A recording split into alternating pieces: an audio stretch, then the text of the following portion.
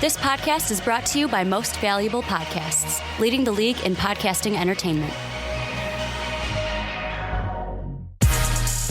Welcome, ladies and gentlemen, boys and girls, children of all ages. This is a Fast Break Podcast. I'm your host, Sean Anderson. Alongside me, as always, is Ricky Widmer. What's up, guys? And Dave Oster. Hey, everybody. And we told you we were bringing something special to you next week. And as you can see, we added a fourth member for this week only. We are proud to introduce, now live, finally, after 14 months of over-the-phone talking. Might be longer than that. We got Jake on the other side of the table for the first time. Jake, how are you? I'm pretty good. How about yourself? I'm great. You excited for this? Yeah, a little bit nervous, but we'll get it going. I'm also a little bit nervous, too, because you guys can't see it, but Jake's dad is off camera. So we have the first ever live studio audience for an MVP podcast. We've had 6 people. We've had 5 people on a podcast, but we've never had someone watching, which is... Scratch that, we have. We have? Yeah, the PTP, one time it was... Brandon's friend was going to go see a movie with him, and he sat there while we did an entire PTP. That's some punishment right there. But he didn't have a tablet like Jake's dad. He just sat there quietly for the hour and a half, 2 hours. That's brutal. Well, luckily Jake's dad does have a tablet, so he can tune us out if we get too boring. You can go play some chess. But this week, we're talking about the Los Angeles Lakers, what's wrong with the Lakers. Then we'll jump into Wet Boys. Then we'll do top 10 players right now in the NBA. We did this last year. We'll run it back again since Jake is in studio. And then we'll end it with some NBA draft talk. RJ Barrett versus Ja Morant. If you do want to be a patron like Jake, check out patreon.com/mostvaluablepodcast. If you end up taking a trip to Chicago and you're around, hit us up. We'll have you in studio. First time ever. Well, who did we see at the Bulls game yesterday? Oh, and that's right. We saw Mike 2K at the Bulls game as well. We were right after we said bye to Jake's dad and Jake. We walked into the gift shop, and then Ricky starts hearing, Ricky, and then he turns around, Mike 2K. It was so weird, and I hope Mike's listening to this, where it's like, I hear, Ricky, and I turn around, and my first thought was, all right, he goes, hey, it's Mike, and I go, all right, high school, junior high, elementary school, where do I know you from? And he's like, I'm like, Mike who? And he goes, Mike 2K. I go, oh, no shit. Like the same reaction you had. I'm like, no shit. And then it was just, we talked Bulls until the pro shop closed. We're like, oh, we stayed here longer than we needed to. And also, we probably mentioned last night, we also saw the Chicago Bulls defeat the 76ers. Go Sixers, right, Jake? I don't want to talk about it. Zach LaVine with a game-winning shot. But that's going to be our podcast today. So check out patreon.com/mostvaluablepodcast. If you're listening on iTunes as well, rate us 5 stars. We'd greatly appreciate that extra step if you guys have not done so already. And you guys don't feel like you can give to Patreon. Rating us on iTunes 5 stars does greatly help us as well. So let's jump in, guys. We're going to start about the Los Angeles Lakers, 2-8 in their last 10. LeBron James did pass Michael Jordan last night, but they still ended up getting the loss against the Denver Nuggets at home. And now coming out, Chris Haynes is saying that LeBron's going to be on a minutes restriction and won't play back-to-backs. So I don't really think the question should be what's wrong with the Los Angeles Lakers, but let's ask what went wrong with the Los Angeles Lakers this year. Dave, let's start with you. So we all kind of knew how the success story works with LeBron James. It was LeBron James plus a bunch of shooters. That's how he got it done with the Cleveland Cavaliers. In Miami, he had a supporting cast of some awesome shooters. Not so much. When Rondo and KCP are your top 3-point shooters out there, you're not going far. They built a team wrong. It's as simple as that. LeBron James wanted Magic Johnson to get guys who he was frustrated playing against in the playoffs because they're gritty players, they're really smart, basketball IQ standpoint, but there was no team fit. And I think on top of that, having Luke Walton out there trying to put them in place to succeed, he just dropped the ball. Like he was ill-equipped to coach a team of that level. This is not Luke Walton's fault. You know that, right? His rotations are horrible. I'm not saying they're perfect, but this is not his fault. Like, so whose fault is it? Injuries. To me, it's all about injuries because like this team at Christmas was the number 4 seed. LeBron goes down. Let's see what the young guys can do. Well, they dropped a little bit. And then the biggest injury happened. Lonzo Ball hasn't been playing. Jesus Christ. And they are terrible when Lonzo Ball does not play. And to me, the big thing that this is showing is, no, they're not going to make the playoffs, but what it is showing is that Lonzo Ball might be a little bit more important than what the Lakers thought coming into this year when they're talking about their young core. Do you think Lonzo Ball, if he plays the entire season, where are they right now? Right now, you think he makes that much even of a difference? if LeBron did not, if LeBron still got injured, I think we're talking about him as a 7-8 seed, not as like they're out of the playoffs completely. So you think he's worth at least 5 wins? Yeah, no, I do. Because of what he brings to the team, especially passing in transition. what Luke Walton wants to do. But he doesn't fix their biggest need, which is shooting. Well, they're not going to get that anyways. Well, they're not going to fix it anyways. But he does still add wins. You think it's shooting, though? Yeah, you I don't it's think like their LeBron's defense fit? is that. No, I don't think. I think to blame is the front office because I think that LeBron never actually bought into Luke Walton, and the front office he wasn't their guy. Well, LeBron doesn't buy into coaches unless Pat true. Riley's That's there exactly. to say, "Hey, you're buying." Because into he wasn't him. firing Eric Spoelstra, and this front office probably has no problem firing Luke Walton because Except he's for not Jeannie their guy. Buss. But, Yeah. I mean, Yeah. you got two heads fighting. But like, what has this front office done? I think it falls on them because at the deadline they went out, they got Muscala for Zubac, which was just a terrible value trade. If you like, it made no sense at the time. Still doesn't make sense. And they get Reggie Bullock, and he really hasn't. I mean, he hasn't been good either. They didn't give up a lot to get him, but he was supposed to be their 3-and-D player that they got. I mean, he's been fine. 4.8 attempts. Yeah, he's not been bad. shooting at like 35%. I mean, that's been fine, but Reggie Bullock's not going to change this team. Reggie Bullock's not going to add the dimension that you need, which is another star. And Brandon Ingram's been playing great the past couple of games. But I cursed him. Well, yeah, you did curse him. He's been playing great, but again, he's not an outside shooter as well. And also, LeBron really hasn't been able to take it up to those next levels that we've seen before. Night in, night out. It could still be lingering from injury, and it's not like he's been playing bad. He's gotten 2 straight wet boys. Jake just gave him one this week. I know it's a little bit of a spoiler, but we'll get into it in that segment. I gave him one to him last week. So he's been playing well, but he just hasn't been able to do the next level of leading this team. And I think that some blame goes to Luke Walton and his terrible rotations. Some blame goes to the front office. But LeBron James has been able to overcome this year in and year out from the Cleveland Cavaliers' horrible front office and horrible coaching, yet he wasn't able to do it this year. And I think that some blame does need to go to LeBron James. And I think if we're looking at one big thing, it's got to be LeBron James because he came in here and he ruined the camaraderie that the young players did have last year. He ruined the leadership that Luke Walton was trying to build in Los Angeles, and he added kind of an unnecessary pressure to the Los Angeles Lakers. Now, I'm not saying that the Los Angeles Lakers should regret signing LeBron James. You got the best player in the NBA. He's brought you probably a ton of money than you've seen in the past 4 years. But I just look at this and I think if you bring in the best player in the NBA and he doesn't take you to the playoffs, that's probably the biggest problem. Well, and I was waiting to drop this bomb. I've had something in my back pocket so about February 19th was the exact date. I threw out a tweet of just a random question when it came to the Lakers. And I'm going to read it. I want you guys to give your thoughts on it. I said, random question. When it's all said and done, will we look back on LeBron's years in LA similarly to how we view MJ's time in Washington? Especially if he's not able to do anything, will we just sit there and go, no, we're going to forget that time in LA. We're going to remember him as a Cleveland Cavalier. Like, is that what's going to... Let's say he doesn't win and this team doesn't do anything. Even if it's the front office's fault, will we look on it the same we look like Michael's Washington days? Because Michael was balling out in Washington. First, balling out he was averaging 20 games. For how old he was balling out. But he was not near a top 10 player in his time in Washington. And the other thing with that, too, with LeBron James Some would say LeBron's teetering on that top 10. Colin Cowherd, I'm looking at him. He's a moron. He put Ben Simmons at 5 last year. I think the biggest thing with LeBron is it's not his last years in Los Angeles. Like, I think no matter what he does in Los Angeles, he's going to be remembered as a Cav because he played for them for over 14 years or 15 years, 13 years, whatever it was. Because he had the 3 that he came back, and then I think he played 9. So I don't know how to do math. I think it's 12. But he's going to be remembered as a Cav no matter what he does in Los Angeles.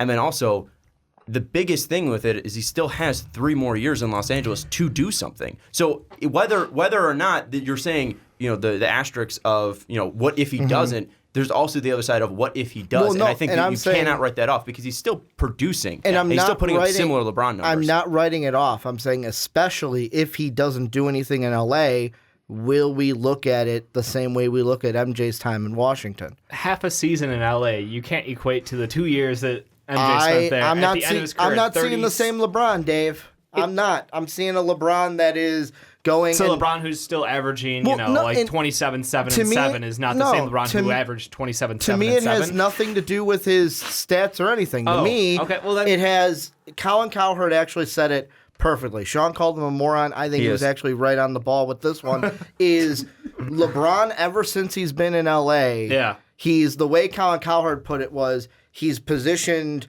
from player to like business mogul, he's too much mogul right now. He's too much in that world, and he should be worrying about this team and how they're going to go rather than saying, hey, let's trade all the young guys for Anthony Davis. What evidence shows that he's too much in the mogul aspect? Because all I've heard about is Space Jam 2, what he's going to do here, his Blaze Pizza, and it's like I have not heard a single thing about that. Wait, he's got Blaze Pizza stuff he owns Blaze Pizza. And guess what? He's owned Blaze Pizza for like 5 years. Oh, no shit. He's at least a part ownership. Mm-hmm. So I don't think that's a big influence. And also, guess when Space Jam 2 was announced? Back before he signed with Los Angeles. So I don't think that's affecting him at all. I think the biggest thing is that he does not. He's not engaged. But if the mind is there, if you are like now that he's in LA, the mind is more in that than it was in Cleveland, because in Cleveland it's like, what are you going to do? Oh, I'm going to play basketball. I disagree. In LA, I think you've got way more to do. The biggest thing is maybe his. You both are giving the mics to Jake. So we'll go to Jake next. I think the biggest thing is, if any outside influences are affecting him, it might be his family, but even then, I don't think that's a bad thing. I just look at it and I just think he's not connecting with these players because they are younger. He's not connecting with the coach because he probably doesn't respect Luke Walton, because Luke Walton didn't have anything as a coach to really be proud about. As an assistant coach, he was great, but as a real coach, he never made the playoffs. He wasn't, leading all-stars out there. Like, I didn't see anything great from Luke Walton. We were still kind of questioning, even if LeBron didn't sign there, what Luke Walton's future was going to be. He went from 10, I think, in your coaches' rankings when he was first hired, all the way down to 20 this year for us. So it wasn't like we were really high on Luke Walton going into this year. I just don't think the connection has been made there like it was in Miami, because when he was going to Miami, he was going to play with Chris Bosh and Dwayne Wade, guys who are similar ages with him, both drafted in the same year and both best friends with him. I just don't think that the connection was made there. Jake, why don't you jump? What? Before Jake jumps in, Jake is correct, though. Like what he said earlier, that's why. Magic Johnson, he's the reason why that didn't happen.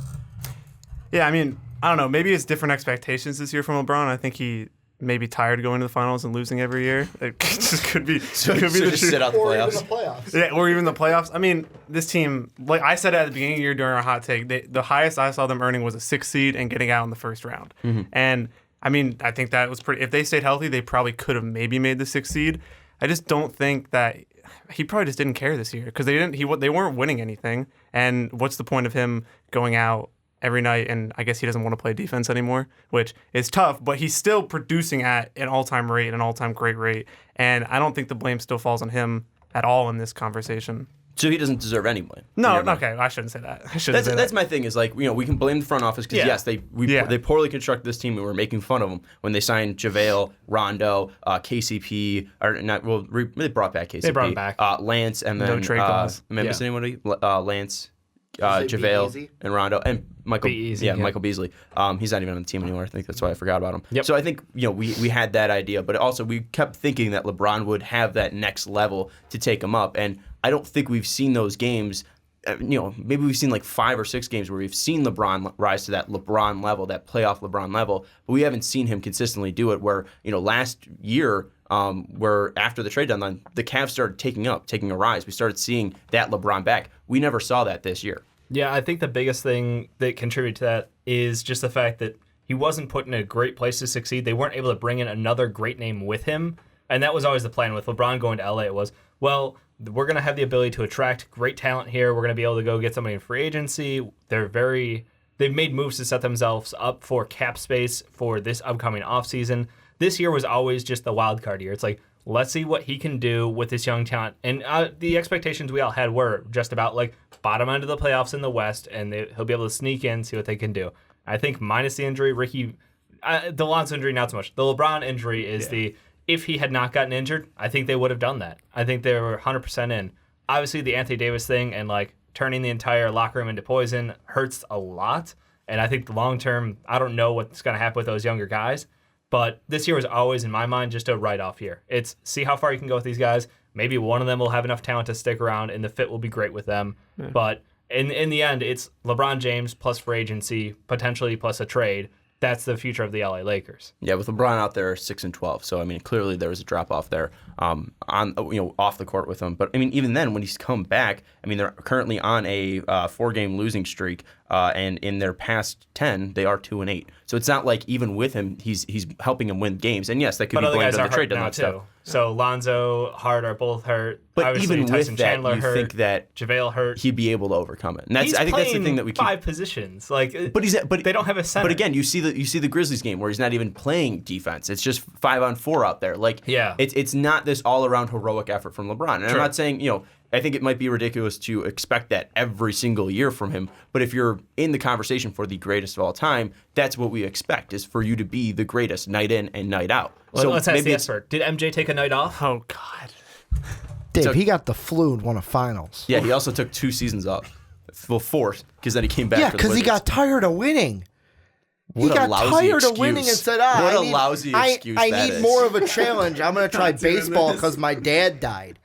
Well, okay, we're not starting that one. All right, but let's get back to the Lakers. What's the next move? Like taking them to the next step after this season? Because most likely it seems like they're giving up on the playoffs if they're limiting their best players' minutes and restricting them on back-to-backs. It seems like they're giving up on this season. What's the next move this season, Jake? We'll go to you first. I mean, you got to tank the rest of the way and try to get that higher pick for AD. You got to try to keep one of your young players and trade for AD. In my mind, I mean. That's what they're doing, right? If they're giving up and they're putting him on a minutes restriction and they're giving him off back-to-backs, they want a higher draft pick. What level, where do you think they need to get to? Obviously they're going to be in the lottery, but where do you think they need to get to make it a very enticing pick for the Pelicans? They're currently 12th at 30 and 35.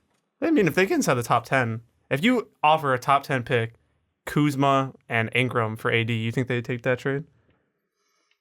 I don't know. Well, then you got to compare it to Boston. what Boston's doing. Yeah, but all the Boston picks are in the late 15 now to the second half if the Kings make the playoffs. Yeah. It all comes down to if the Kings make the playoffs, the Boston Celtics don't have a lottery pick. Yeah, I mean, unless Memphis falls out to 9, that's going to be Memphis' pick. And then Sacramento, unless Sacramento keeps falling, it's going to be around 14 to 16. And then they do have the Clippers pick at 18. But then again, you have to compare the packages. You're going to have most likely Jason Tatum in that package for Anthony Davis. But BI is better than Tatum, so. You think so? Siakam's better than both. But He's 5 years older. I know. And what can Toronto even offer outside of Siakam? No, they can't. It's not happening. At least Kuzma versus Ingram, and I guess Kuzma as well. So Kuzma and Ingram versus Tatum. Who would you take if you're both getting a top 10 pick inside of that? If you are the Pelicans. Well, so that's if the Sacramento Kings fall inside the top 10. Yeah, let's say the Lakers have a top 10 pick and the Kings have a top 10 pick. Which one's more intriguing, the Kuzma BI package or the Tatum package? That's tough. I mean, let's just say that those two are the headliners. Yeah, I mean, I think Ingram can produce at a similar rate to Tatum. So if I'm getting a top 10 pick, yeah, and if I'm getting a top 10 pick and Kyle Kuzma, he's a volume scorer at least. I think I'd probably take that deal over the Celtics deal. I'd love to see the Celtics do that though, because then they lose Kyrie and they get Anthony Davis. It's great for us Sixers fans. Jake or Dave, what do you think? BI and Kuzma versus Tatum. It depends if they want a spacing wing or if they want someone who can a 6'9", 6'10" ball handling point who can't space the floor too well. BI's game's completely different. They're both technically wings, but they're just completely different style. I think with Drew there currently, I would prefer to have Jason Tatum there to help space the floor. But I still think that ceiling wise, BI is just an inch above Jason Tatum. Really, you think he's above ceiling wise? What about his ceiling and his potential puts him above Tatum in your mind? Because you were high on Tatum last year too. I was, but the fact that Tatum is, I think part that hurts him this year, and it's hard to kind of mock off that, is the fact that he's on a stuffed team.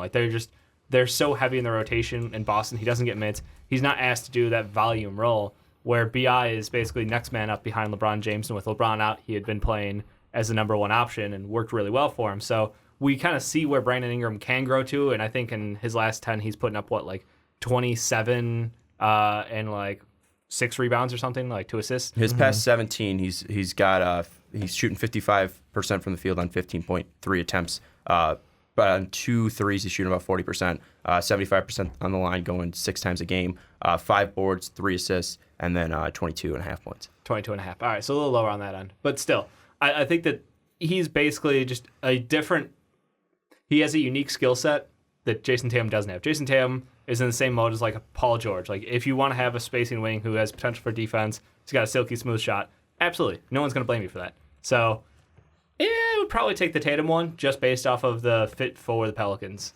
And the last 13 for Tatum, on 13.3 shots, 46% from the field, 3 attempts from three, 35% from three, 3.8 trips to the line, 91% from the line, 6.3 boards, 1.8 assists, 1.6 steals, and then about 16.8 points. You get more draft picks from the Celtics too. So that's true. Do you really think they're going to worry about the fit with Drew Holiday, considering he's 28? Yeah, I was going to say, because do you think he's really in the long-term future of the Pelicans at all? Do you think that they know what direction they're going? No, they never know what direction they're going. Like, are they competing still? We don't know. Mm-hmm. Yeah, I mean, do you think how long? What do you think the ceiling is with the team if they had Drew Holiday, Tatum, and the top 10 pick? They still do have 3 years of Holiday, just to add that on. You want to know what the ceiling is? The roof. The ceiling is the roof, Jake. No, but like the thing is, to answer your question, even when he's shaking at a joke, you know it's bad. That's what I'm here for, bad jokes. But the Pelicans, like Dave said, they don't know. Like they fired Dell Demps. They don't know what they're doing. They don't even have someone in there. That wasn't a bad move. I'm not saying it was a bad move, but it's like, how can you really assess where we're gonna go if you don't have a guy? Like we don't have a captain running it. We have an interim captain. It's like, oh, you can kind of make decisions, but really, we're gonna hire someone to really do your job. Well, so I mean, Danny Ferry might be still in the running. He has been a GM before, obviously. Yeah. In the running, but like, let's say he doesn't get it, then it's like, okay, someone else comes in. Their idea might be a little bit different. But we're understanding that from reports coming out, it's going to be a call from up above. That's why Dell Demps was fired, because ownership didn't like the direction it was going. So the person that they are going to hire is going to be moving. Anthony Davis, no question. So obviously the Drew Holiday thing's gonna be different, but I see no reason why, if Jason Tatum is the guy with playoff experience, Drew Holiday is a guy with playoff experience, and so far Julius Randle has been playing great. He's not going to pick up his option for $8 million next year. He's going to get paid higher than that. But with Anthony Davis coming off the books, you can re-sign Julius Randle. So if you have a big three of Drew Holiday, Jason Tatum, and then Drew Holiday or Julius Randle, and then with the top 10 picks and 2 top 10 picks with the Pelicans being up there, adding that to your lineup, I mean, that could still be a team that makes the playoffs. Well, and the tricky thing is, it comes down to Kyrie, because like if I'm Danny Ainge and I'm sitting there, if I'm losing Kyrie, there's no way I'm giving up Jason Tatum. Like I'm not losing both Tatum. Like I know I'm getting AD, but I'd rather keep Jason Tatum. Then gain AD, then lose Kyrie and Jason Let's Tatum. bring Kyrie in then, because obviously one thing that they need to do in the offseason is get a star. Whether that's Anthony Davis, Kyrie Irving through free agency, that's a big thing that this team needs to do. So what players around LeBron James will work best? Is it going to be Anthony Davis? Is it going to be Kyrie? Is it going to be a mix of both? Is it going to be a different free agent like Klay Thompson? What names out there do you think that if you're going to have to add 2 to this Lakers team to make them a championship competitor, which 2 are you adding? If I have my choice, I mean, I don't think they're going to have the choice, but I'm taking Klay Thompson. I think Klay Thompson is literally like the mold of what you want to play next to LeBron. He's like one of the best three-point. He's probably the best streaky three-point shooter of all time. Like when he gets going, there's nobody that can stop him. The hottest player of all time. Like you can get as hot as anybody. Exactly. Yeah. He scored on like 63 on like 3 dribbles or something like that. Yeah, and then he had 37 in the third quarter. He's and then just 15 threes in one game against the Bulls. Yeah. So that's great. He can get really hot. I'd take him, and then I'd probably take Anthony Davis. I mean, LeBron, Klay, and Anthony Davis, if the Warriors were to split up, that team probably goes to the finals pretty easily, no matter who they have around them. And even imagine if they could keep Ingram and they'd have to get rid of him. If they could keep Lonzo somehow with that team, and they had a lineup of Lonzo, Klay, LeBron, Anthony Davis, and JaVale or something like that, Yikes. that team would be, that'd be the next super team easily. I mean, but even with that team too, they might even sign like a guy who, like a Boogie or like a David West, a guy who. Rondo for playoff Rondo. You need Rondo. I think Rondo's off the team with the way he's sitting away from we'll take him. the team. But Dave, what are the 2 names out there that you think the Lakers need to add? Because I think this is where we're all thinking is that they need to add these stars to help LeBron James. If you disagree, obviously, say so. But what are the 2 names that you think? Kevin Durant and Kyrie. Like you want to win, you go big. Why not? So no Anthony Davis. I don't love Anthony Davis. I don't think that he and LeBron pair well together. I get Anthony Davis's game is amazing volume. Like he is incredible defensively and he can score buckets for days. But the problem is he needs the ball in his hands to do that. And LeBron as a facilitator, crowding the lane with him there, I don't love that pairing. Obviously they'll work because they're both all-stars, so whatever. But I think at the end of the day, you want spacing and you want scoring. And yeah, go ahead and get the guy who you've done it with in Kyrie Irving, and then get Kevin Durant because I know Kevin would probably never sign there because the hatred between them about who's going to be the better player and by the time it's all said and done. But if you're talking ideal team, that's the ideal team. I will say with his lowest, in the past 5 years, his lowest usage, Anthony Davis, he was still extremely effective with a 27 usage, 24 points, 10 boards, 2 assists, pretty much 3 blocks on 53 shooting, and he was not a good 3-point shooter at that time, so that might even go up at that point in his career. What about those two? Is it just the fact that they both work? Yeah, it's the spacing. It's the spacing. It's just LeBron James need guys who can space. Obviously, Davis has added that 3-point shot. It's not super reliable yet, but I just think that low post defense, it's super valuable, but at the same time, give me shooting all day. I just think that it would be nice just because if LeBron is taking off, plays defensively, the guy that you would want next to him is one of the best defensive players in the NBA. To make up for it. Would be Anthony Davis. Ricky, what are the 2 names that you would think need to be added to this team, unless you don't think the team, that's what they need from this team? The one Jake threw out, I would honestly love it if Klay Thompson went to the Lakers, but I don't think it's going to happen. Like, the boys are not getting split up. Like, Kevin Durant, it was a fun experiment, but, like, he's going to leave, and then the boys are back in town in Golden State. They're not going to get split up. Kevin Durant's never going to L.A. He'll either go to, like, New York or the Clippers because he wants to be better than LeBron. One name that would not be bad for the Lakers, Chris Middleton. You cannot get a Klay Thompson. Let's go get a guy who can shoot from 3 as well, and play defense, and then really put it to the Bucks like, hey, you said you were going to do whatever it was to keep Chris Mid, but now when the chips are on the table, are you really going to offer as much as we are? I mean, that wouldn't be my first target, but low-key, not a terrible idea. I'm just saying, like, because I don't think many of the big guys are going to want to go It's there. not a terrible... Why do you think none of the big guys are going to want to go there? Because, like I said... Is it because of their current situations, or is it because of the actual team? I just think part of it is going back to what Jake said. If I don't have faith in the front office, why would I want to go there?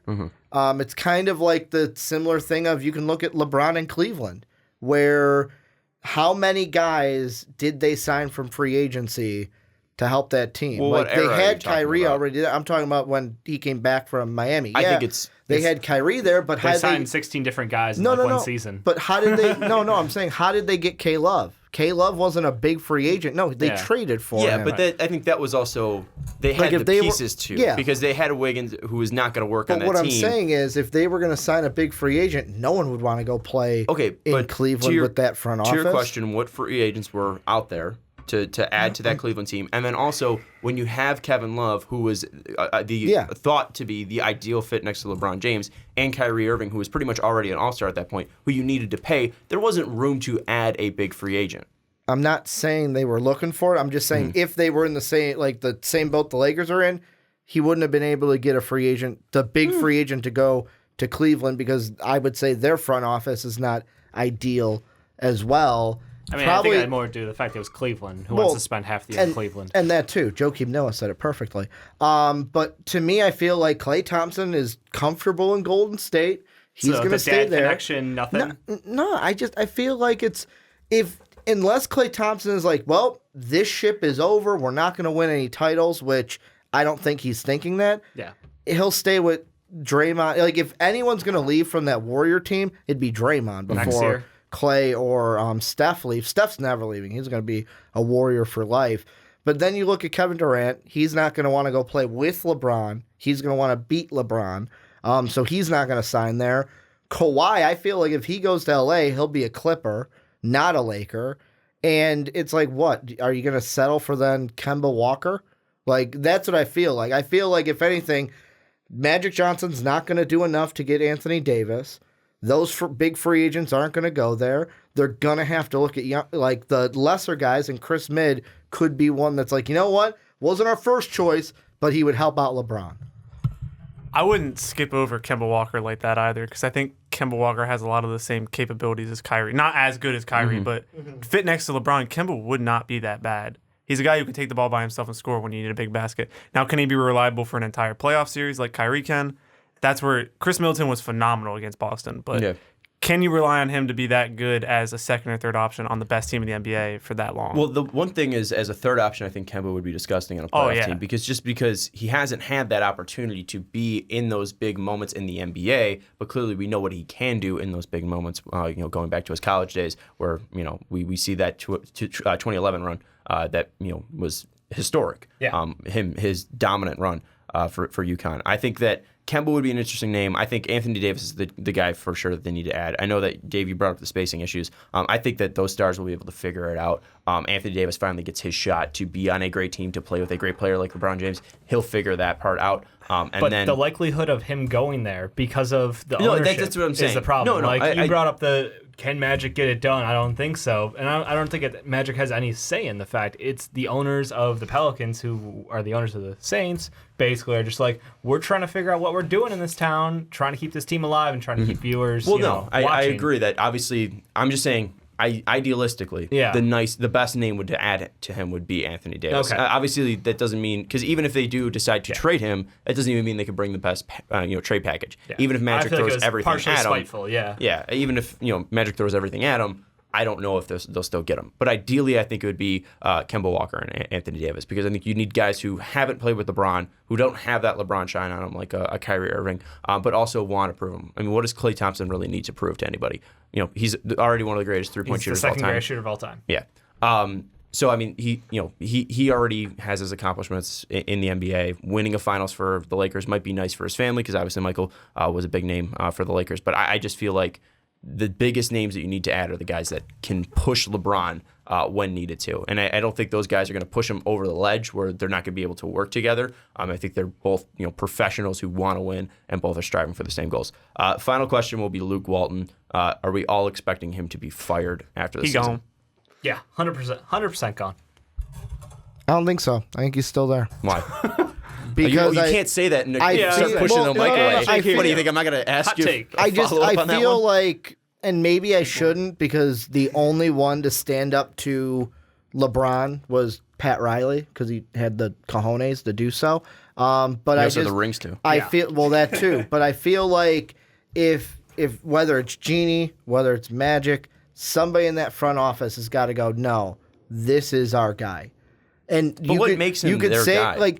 And the reason why I say that is, like you mentioned earlier, how he's never done anything. He doesn't have a track record. He's never worked with all-stars. Well, yeah, I know that Steve Kerr was really like the head from the locker room, but Luke Walton was out there working with those all-stars. I know you can say it's the Golden State Warriors and it's the easiest babysitting job in the league. It was. But I mean, he's worked with all-stars before, and LeBron's a unique case, and I feel like we've seen in the past that sometimes La GM doesn't really know what's best for a team, and that Magic Johnson, Jeannie Buss, one of them, needs to stand up and go, no, we know what's best, and if they think firing Luke Walton is best, then fire him. But if you don't, keep him. Don't give in to LeBron. Yeah, but do you really think any of them are going to stand up for Luke Walton? No, because they're not his guy. They didn't hire him, so they're not his.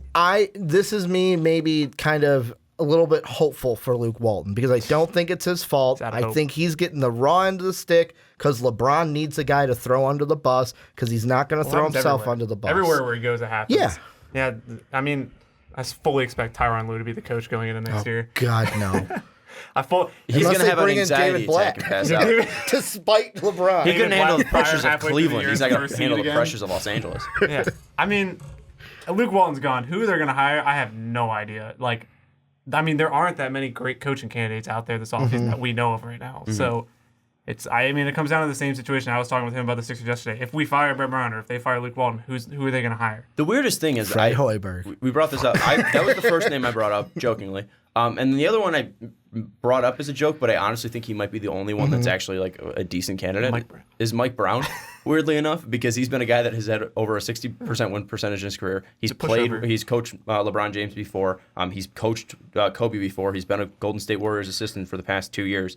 He's a defensive-minded coach, which might bring him down a little bit, but also he's been on the greatest offensive team in the NBA, so he knows what works. And I think the biggest thing with these stars is you don't really need to put in an offense that's going to do the best. You just need to be able to manage these players and manage their mentalities and their egos. So I think that he's a guy that is kind of a laughingstock because of the way he ended in Cleveland, his second tenure in Cleveland, and then also with the Lakers. But I still think he's a guy that is interesting. He did some good coaching for the Warriors when Steve Kerr needed him to step it's in. the same thing. It's the same thing with Luke Walton. No, he's a pushover. I mean, that's what goes well with LeBron. A coach who's a pushover, and he can say what he wants and doesn't get in trouble for it. That's the thing. We don't know who works with LeBron. Yeah, exactly. Like, Mike Brown's probably the coach that's worked best with LeBron, him or Spoelstra, but even then he wanted to fire Spoelstra. That's fair. I mean, like I said, Mike Brown and Tyronn Lue, one thing they have in common is they aren't strong figures like a Luke Walton or something like that. They will actually, like LeBron could just push right through them and basically coach the team himself. Or they could hire Sean's favorite candidate, Mark Jackson. It's not going to be Mark Jackson, ever. That's never the right answer. I'm sorry. Never. Not even for who's a good announcer to listen to during this game? Mark Jackson. It's not Mark Jackson. Yeah, no. But is he better than players only? Oh my dude? God, yes, he's better than players only. God. What That's if shit. If you added Mark Jackson to players only, I think it would get worse. I know. turn off the game. Like No. I know I could mute it and that'd be fine, but I would still know in my head that they're talking about the game, and that would pain me. So off. And I like the Mike Brown call. I actually think that one will work out well because he is a good players coach, and I agree. Like, you don't have to be a wizard with X's and O's. You don't need to be drawing plays. Like, Brad Stevens excels at that, and you're seeing right now he doesn't excel at working with his players and having that personal relationship with them, that bonding team experience. I think Mike Brown is absolutely the guy who could help bring a team together around LeBron James. I think it definitely has to be a former player in some ways. And that Just guy, not Luke Walton. Maurice not- Cheeks. Not Yeah. pass me while I'm open in the corner. Exactly. It needs to be a guy who, I mean, and Luke Walton, again, ideally, I think, on paper was a decent coaching No, option. he's getting the Because same thing that happened to who's the Derek Cleveland Fisher? guy? No. It's Ty Lue, David Blatt. David Blatt. It's But you were I think it's brought in to different, do though. one job, and that was to work with young talent. And then LeBron James is here. Great, get the fuck out. But I think the idea with Luke Walton, though, still wasn't a bad idea with LeBron, just because he played with Kobe, he worked with Steph, he worked with Clay, he worked with Draymond. Like, it wasn't a bad idea. He was also young. He could, wasn't terrible, connect. I don't think it was a bad hire. I think that he was put into the same kind of Fred Hoiberg situation. He was never set up to succeed. I know he got LeBron and all that, but I mean, the first couple years he was there, he didn't have a competitive roster. And then LeBron comes in, and who's the scapegoat? It's always the coach. I think he could actually be his rotations are not the best, but I still think he could be a decent coach somewhere else. It's not in LA. All right, final thing. What went wrong with the Lakers? If you could sum it up in one word or one sentence, what would it be? LeBron getting injured. Okay. Jake, what went wrong with the Lakers? Magic. That's about it. Dave, did they lose their magic, or was it just magic? They lost their magic. They lost their magic. Jesus. I'm just gonna blame Luke Walton. Just go easy. Really? Yeah, why not? It's all on Luke Walton. Not really, but it's just an easy scapegoat, and I'm just gonna ride that train. It's true. What? It's just an easy scapegoat, so that's what you're just going to go You see with? what I'm doing there, eh? I think it's tough to. I think it's tough to sum it up in one word or one thing. It was just a complete disaster, though. I mean, from the roster, from the front office, from your star not giving hustle, from your head coach not working with your star. It was just a complete disaster all around. Yeah, I remember us trying to talk about how this roster could actually work around LeBron James, and that was a grueling process for us to do mental gymnastics. It could totally work if X, Y, Z, all happens, right? And I just want to say, Jake, what was your hot take from the beginning of the year? LeBron won't finish in top 5 of MVP. Which looks like it's going to happen. Only us two. Oh yeah, mine Only was us two. that Nikola Jokic will finish top 3 in MVP. It's going to be a tight one. It's gonna be Memphis. close. He won't. Don't worry. And then these two. Yeah. Memphis making the playoffs. Yeah. Second worst team in the Western Conference. He'll turn on that. And Ricky saying that the Lakers would be in the Western Conference Finals. All I gotta say is it could not have happened to a better fan base of LA. It's great to see. Let us know what you think went wrong with the Lakers down in the comments below. We'd love to hear from you. But let's move into our favorite weekly topic. We are talking about the dampest of dudes, the soggiest of shooters, the moistest of men. These are our wet boys. These are guys that absolutely popped off in the last... He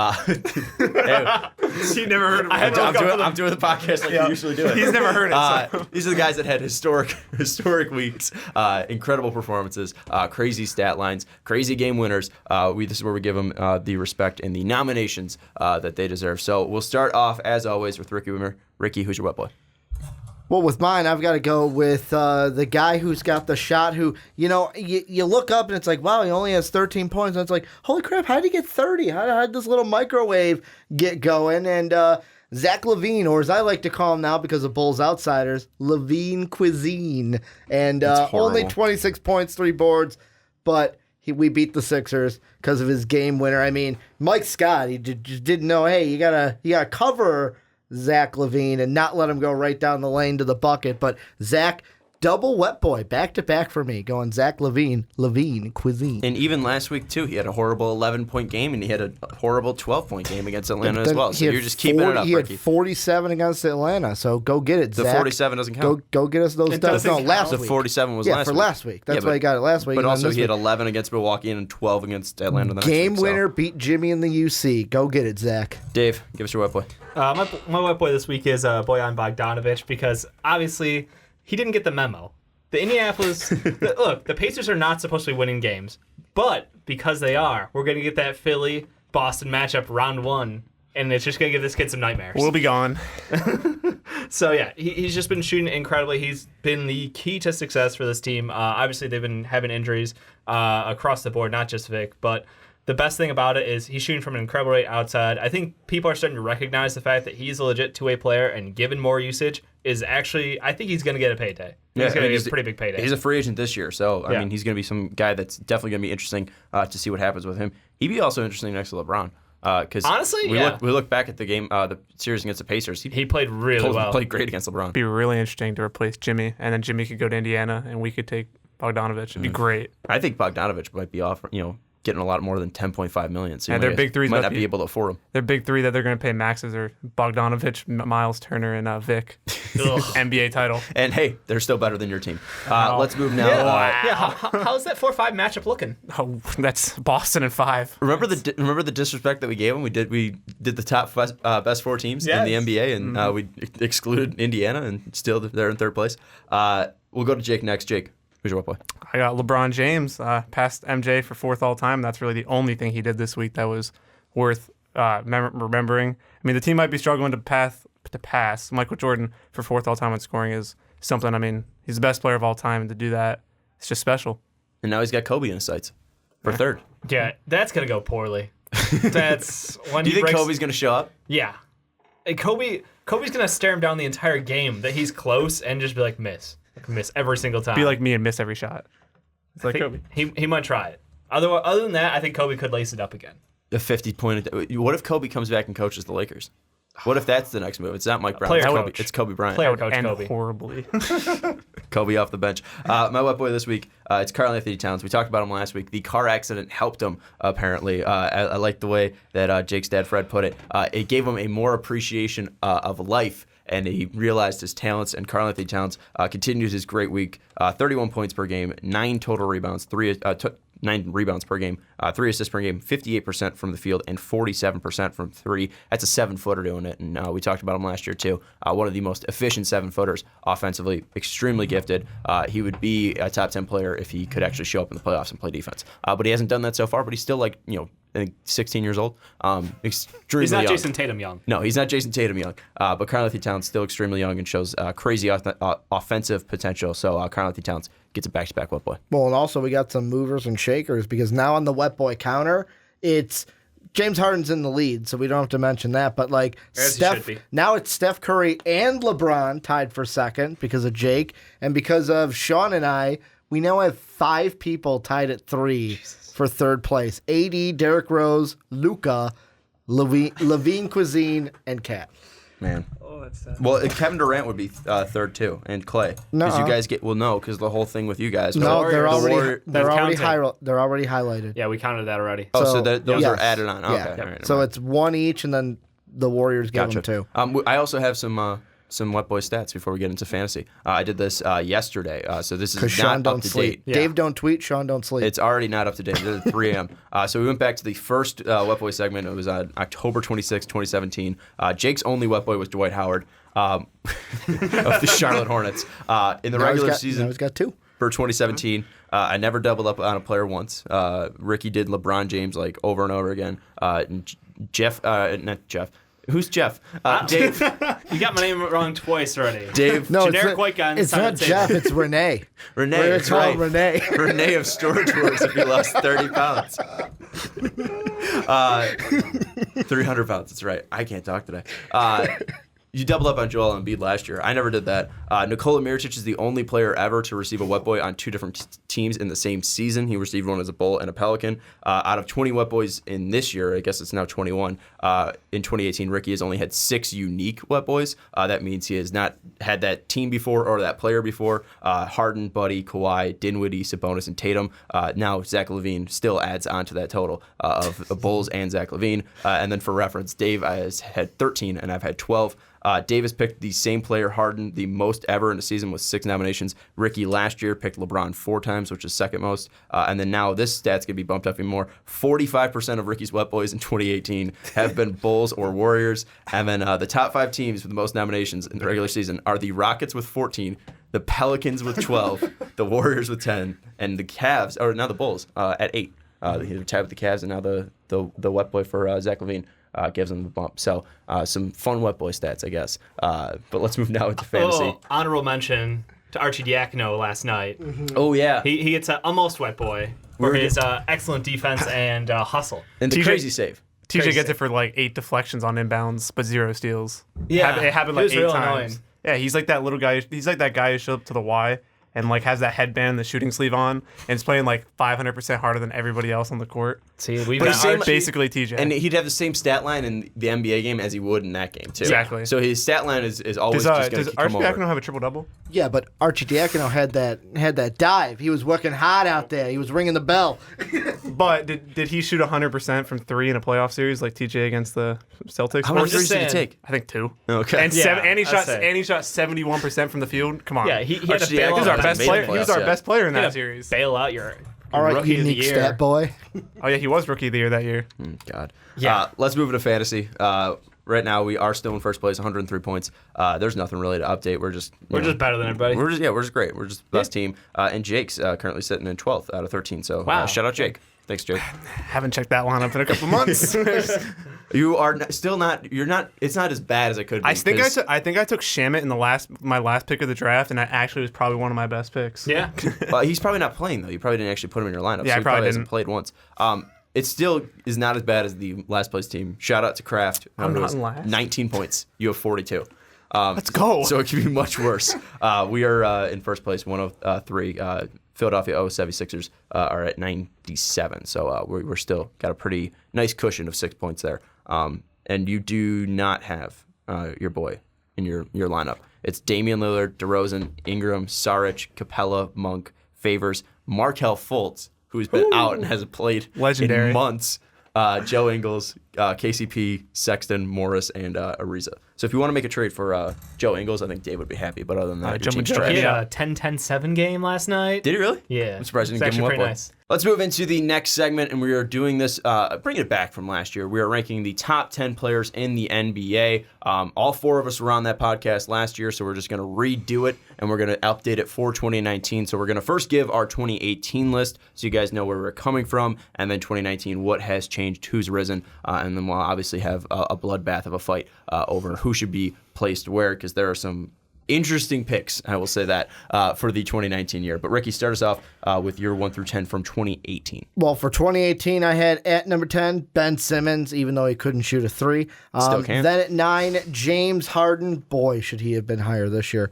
Then Giannis at numero 8. Then we've got Klay Thompson at 7. Jesus Christ. Kyrie Irving at 6. And then my top 5 at 5, Kawhi Leonard. AD at 4. Steph Curry at 3.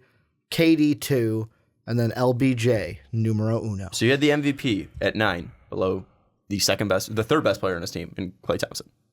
I liked Clay last year. Clay was really good. Jake, give us your top 10 for 2018. All right. Well, last year I had the true Sixer who deserves in the top 10. Joel Embiid at 10, Kyrie Irving at 9, Giannis at 8, Russell Westbrook at 7, James Harden at 6, Anthony Davis at 5, Steph at 4, Kawhi at 3, Kevin Durant at 2, and LeBron James at 1. Dave, give us your top 10. Nothing shocking there. Nothing super shocking. 10 I had Dame. 9 was Kyrie Irving. At 8 I had Giannis. Wow, it really bugs me, Sean, that you just had to put him one spot away. Sorry. At 7 I had Russell Westbrook. At 6 James Harden. 5 Kawhi. 4 Steph. 3 AD. 2 KD. And 1 LeBron James. In my top 10, I know Fred doesn't know me too well, but I like to take victory laps when I'm right, and I'm the person who put Giannis the highest, and I'm the person who put the MVP the highest as well in James Harden. At 10, I had Kyrie Irving. 9, Damian Lillard. 8, Russell Westbrook. 7, Giannis Antetokounmpo. 6, Kawhi Leonard. 5, Steph Curry. 4, James Harden. 3, Anthony Davis. 2, Kevin Durant. And 1, LeBron James. I think that is probably the best list of That's the false. 4. All right, you had Giannis below Russell Westbrook. Let's move to 2019 though. Ricky, start us off. Before I give my 2019 rankings, the only thing I want to say, and this is before all three of them, because Dave, I think you had a little gripe about this too. Apparently, we all have different parameters. I did, yeah. Why it's like No, what I said is there were no how would hard you- rules. I would say, how would you rank it? Like whether you want to base it off this season alone, or if you want to base it off of who would you draft, like what your big board would be of the There's best players. vastly different ways. My list would be vastly different for both. Well, you picked the way that you did, so defend So explain defend it your So way. I mean, I mine picked is it as not- the players who are the best. Yeah, mine would not be how I'm drafting them. Mine's going off of this year, who I think the 10 top players are with their play. And at number 10, he was a wet boy 2 weeks in a row. Levine Cuisine, right there at number 10, Zach Levine. Then Kyrie Irving at number 9. Then I know he's hurt, but Joel Embiid right there at number 8. Then the shocker, he's not as good as he was in Cleveland. LeBron James at 7. Then PG-13 balling out in OKC right there at 6. And then my top 5. These are the guys of the guys. Kawhi Leonard with the Raptors balling out. Giannis at 4, playing really good. James Harden is on MVP levels and is amazing compared to last year. And then Steph and KD 2 and 1. So, what was your parameters exactly? Because this isn't MVP voting. So this isn't how No, you would this is not MVP give out voting. MVP.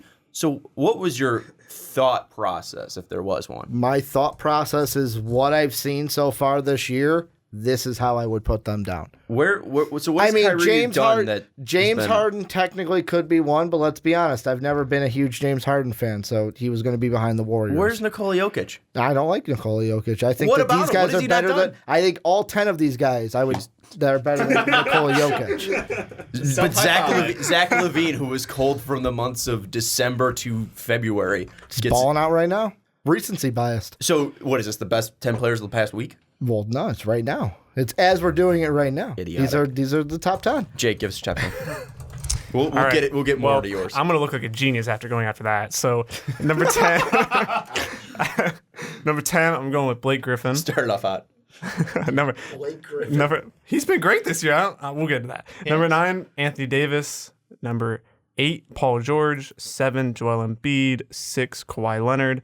5, Steph Curry. 4, James Harden. 3, Giannis. Not saying the last name. 2, Kevin Durant. And 1, the best player of all time, the best player in the league right now, LeBron James. Give it a try. Which one? Oh, Antetokounmpo. Yeah, you got it. That's not far off at all. Dave can't do it at all. I refuse to even defend. Dave gives your top 10. Number 10, I have Nikola Vucevic. No, I'm just fucking with you. Number 10, I have Anthony Davis. At 9, I've got Jokic. 8, Kawhi Leonard. At 7, Joel Embiid. At 6, PG. At 5, Steph. At 4, Giannis. At 3, KD. At 2, James Harden. Eat it, Ricky. At 1, LeBron James. KD below James Harden is a little interesting. Yeah. I'm kind of shocked by that one. I didn't see that one. Yeah. All right, let's He was move the into MVP mine. last year. He was going to be the MVP this year. He was an MVP runner-up the year before that. He's sort of good at basketball. I've ranted a lot about him this year. This is going to be, well, he wasn't, back-to-back NBA finals. We get MVP it. either. We get it. You're the Harden stan on the podcast. I am. Let's move into the one that will be right next year. We are looking at mine at That's 10. what this is about. Joel Embiid. Unless is that your preference? Is that you're going to be the correct list for next year? So it's not the 2019. Yours is the 2020. No, mine was right in 2018. No, mine was right in 2018. It's just right again. It's the one that looks Just the best say in your 2018. list. And 2019, it's the right one. It's the right one right now. I blame you. You wanted to do this. It's the right one right now, and it's going to be the one that looks the best as well in 2019. At 10, I have Joel Embiid. At 9, I have the best center in the NBA, Nikola Jokic. At number 7, or at number 8, I don't know how to count, Paul George. At 7, I have Kawhi Leonard. At 6, I have Anthony Davis. At 5, I have James Harden. 4, Giannis Antetokounmpo. 3, Steph Curry. 2, Kevin Durant. And 1, LeBron James. What position does AD play? Power forward center. So I would say that. if he's technically a center, how is Jokic the best center? No, I'm Because saying he's Jokic more only of a power plays center. forward. I'm saying he's more of a okay. power forward. He's just a Okay. big man. I would say Jokic would be a center. AD is ranked higher AD is a than big Jokic. man. I mean, if I had to say like who's the best big man, it would be AD. But I'm saying strictly center and better than Joel Embiid, it's Nikola Jokic. So let's jump into it. Technically, LeBron plays at the 5 some nights, so like he's the best big man. But The guy who spends 85% of his time at center. Just for that confused look over there, Nikola Jokic is like his boy. Isn't KD the best big man? KD is 7 feet tall. The 7-footer for Kevin Durant to see the best big man. I guess since he's not playing the 4 or the 5, I think that's the benchmark. Does it matter in the NBA today where everybody plays? Sean's making up That's these true. rules, and The live that's studio we're just audience following. doesn't talk. I love It's it. the way that I try to get under Jake's skin the most. We need that little like helps silent sign up there for the live studio audience, so that when it gets clap, you clap. When it's I can't read. Let's jump into some of the guys that haven't made it onto who are the only guys making it on some lists. So we'll start with Zach LaVine. We'll start with Blake Griffin. I also think we should throw out Anthony Davis, who didn't make Ricky's list at all. Let's start with some of the guys below before we move up. So let's start with Zach LaVine. Try to make any sense for it, because you're gonna get destroyed in the comments. I like how Zach LaVine plays. He's a guy that puts the team on his back. If you need him, you think he's better than Anthony Davis? well, you got to. Anthony Davis ain't playing half the time. So when you're playing 20 minutes a game, I'm going to go with the guy that plays the full game rather than not playing. I at would all. take 20 minutes of Anthony Davis than 38 of Zach And LaVine. LaVine actually plays the fourth quarter. Oh, but that's because our fourth quarters matter, unlike New Orleans. They have a New Orleans. better record than you. Yeah. But So their fourth what? quarters No, don't what? matter. That makes no sense. Their fourth our quarters fourth don't quarters matter, matter. though. You won one fourth quarter. Congratulations. We won actually 2 fourth quarters. We congrats. watched them. Yeah. I mean, We you were still there have a for worse. both of them. You have a worse record than New Orleans. So clearly, their fourth quarters matter because they're winning more. We're- They have to protect a we're- lead. we're You guys are we're getting strategic blown out by tanking. 60 at The point, Sean, is that Celtics they at don't home. matter because Anthony Davis isn't playing in them. Yeah. That's exactly it. So you would say that If Anthony Davis you- played you- more, he would be on my in list. 2019, you would say that Zach LaVine is a better player than Anthony Davis. Yes, because Do he you actually think plays. that? Do you think that the Lakers would be offering Brandon Ingram, Kyle Kuzma, and five first round picks for Zach LaVine? I mean, No. we got It's an easy for no. For Jimmy Butler, we got Zach LaVine, so I mean, not far off. Jimmy Butler is not Anthony Davis. That's why He's Jimmy also not Butler on is this not list on this anymore. list. not on Jimmy the Butler list. wasn't even on the list last year either. Yeah, he was from- close to his 10 though. for none of us. Yeah, he was like 11. I just don't get the Levine stuff. Jake, what's up with the Blake Griffin stuff? Because I was also thinking about putting him at a 10, but Yeah. I thought I'd be nice Well, and actually put Embiid at 10. No, it's more in spite because Nikola Jokic is not better than Joel Embiid, so I had to keep him off the list. I would I think mean, you have such a complex that he's not only, he's not better than Joel Embiid. He's not even in the conversation. no, he is in the conversation, but he's not better than Joel Embiid at all. But so not really, he's not really in the conversation. But sorry. I would say this more pick of Blake Griffin is more he proved me wrong because I was a huge doubter of Blake Griffin and the way he's played this year and putting that team completely on his back like other players can't this year. Like Anthony Davis hasn't been able to do that with his team this year, even though he still is higher. Blake Griffin he's been phenomenal this year, and I think he goes under the radar because he's playing in Detroit and he doesn't get enough respect. Well, he added a 3-ball too. Like he went to Detroit and was like, "Hey, I'm going to add a 3-ball to He my had the game." 3-ball. He just But he continued really to worked shoot on more. it this year. He Yeah. did. Well, that's what happens when he doesn't have to play in the low post all game because That's you have true. Drummond down there just absorbing every single rebound.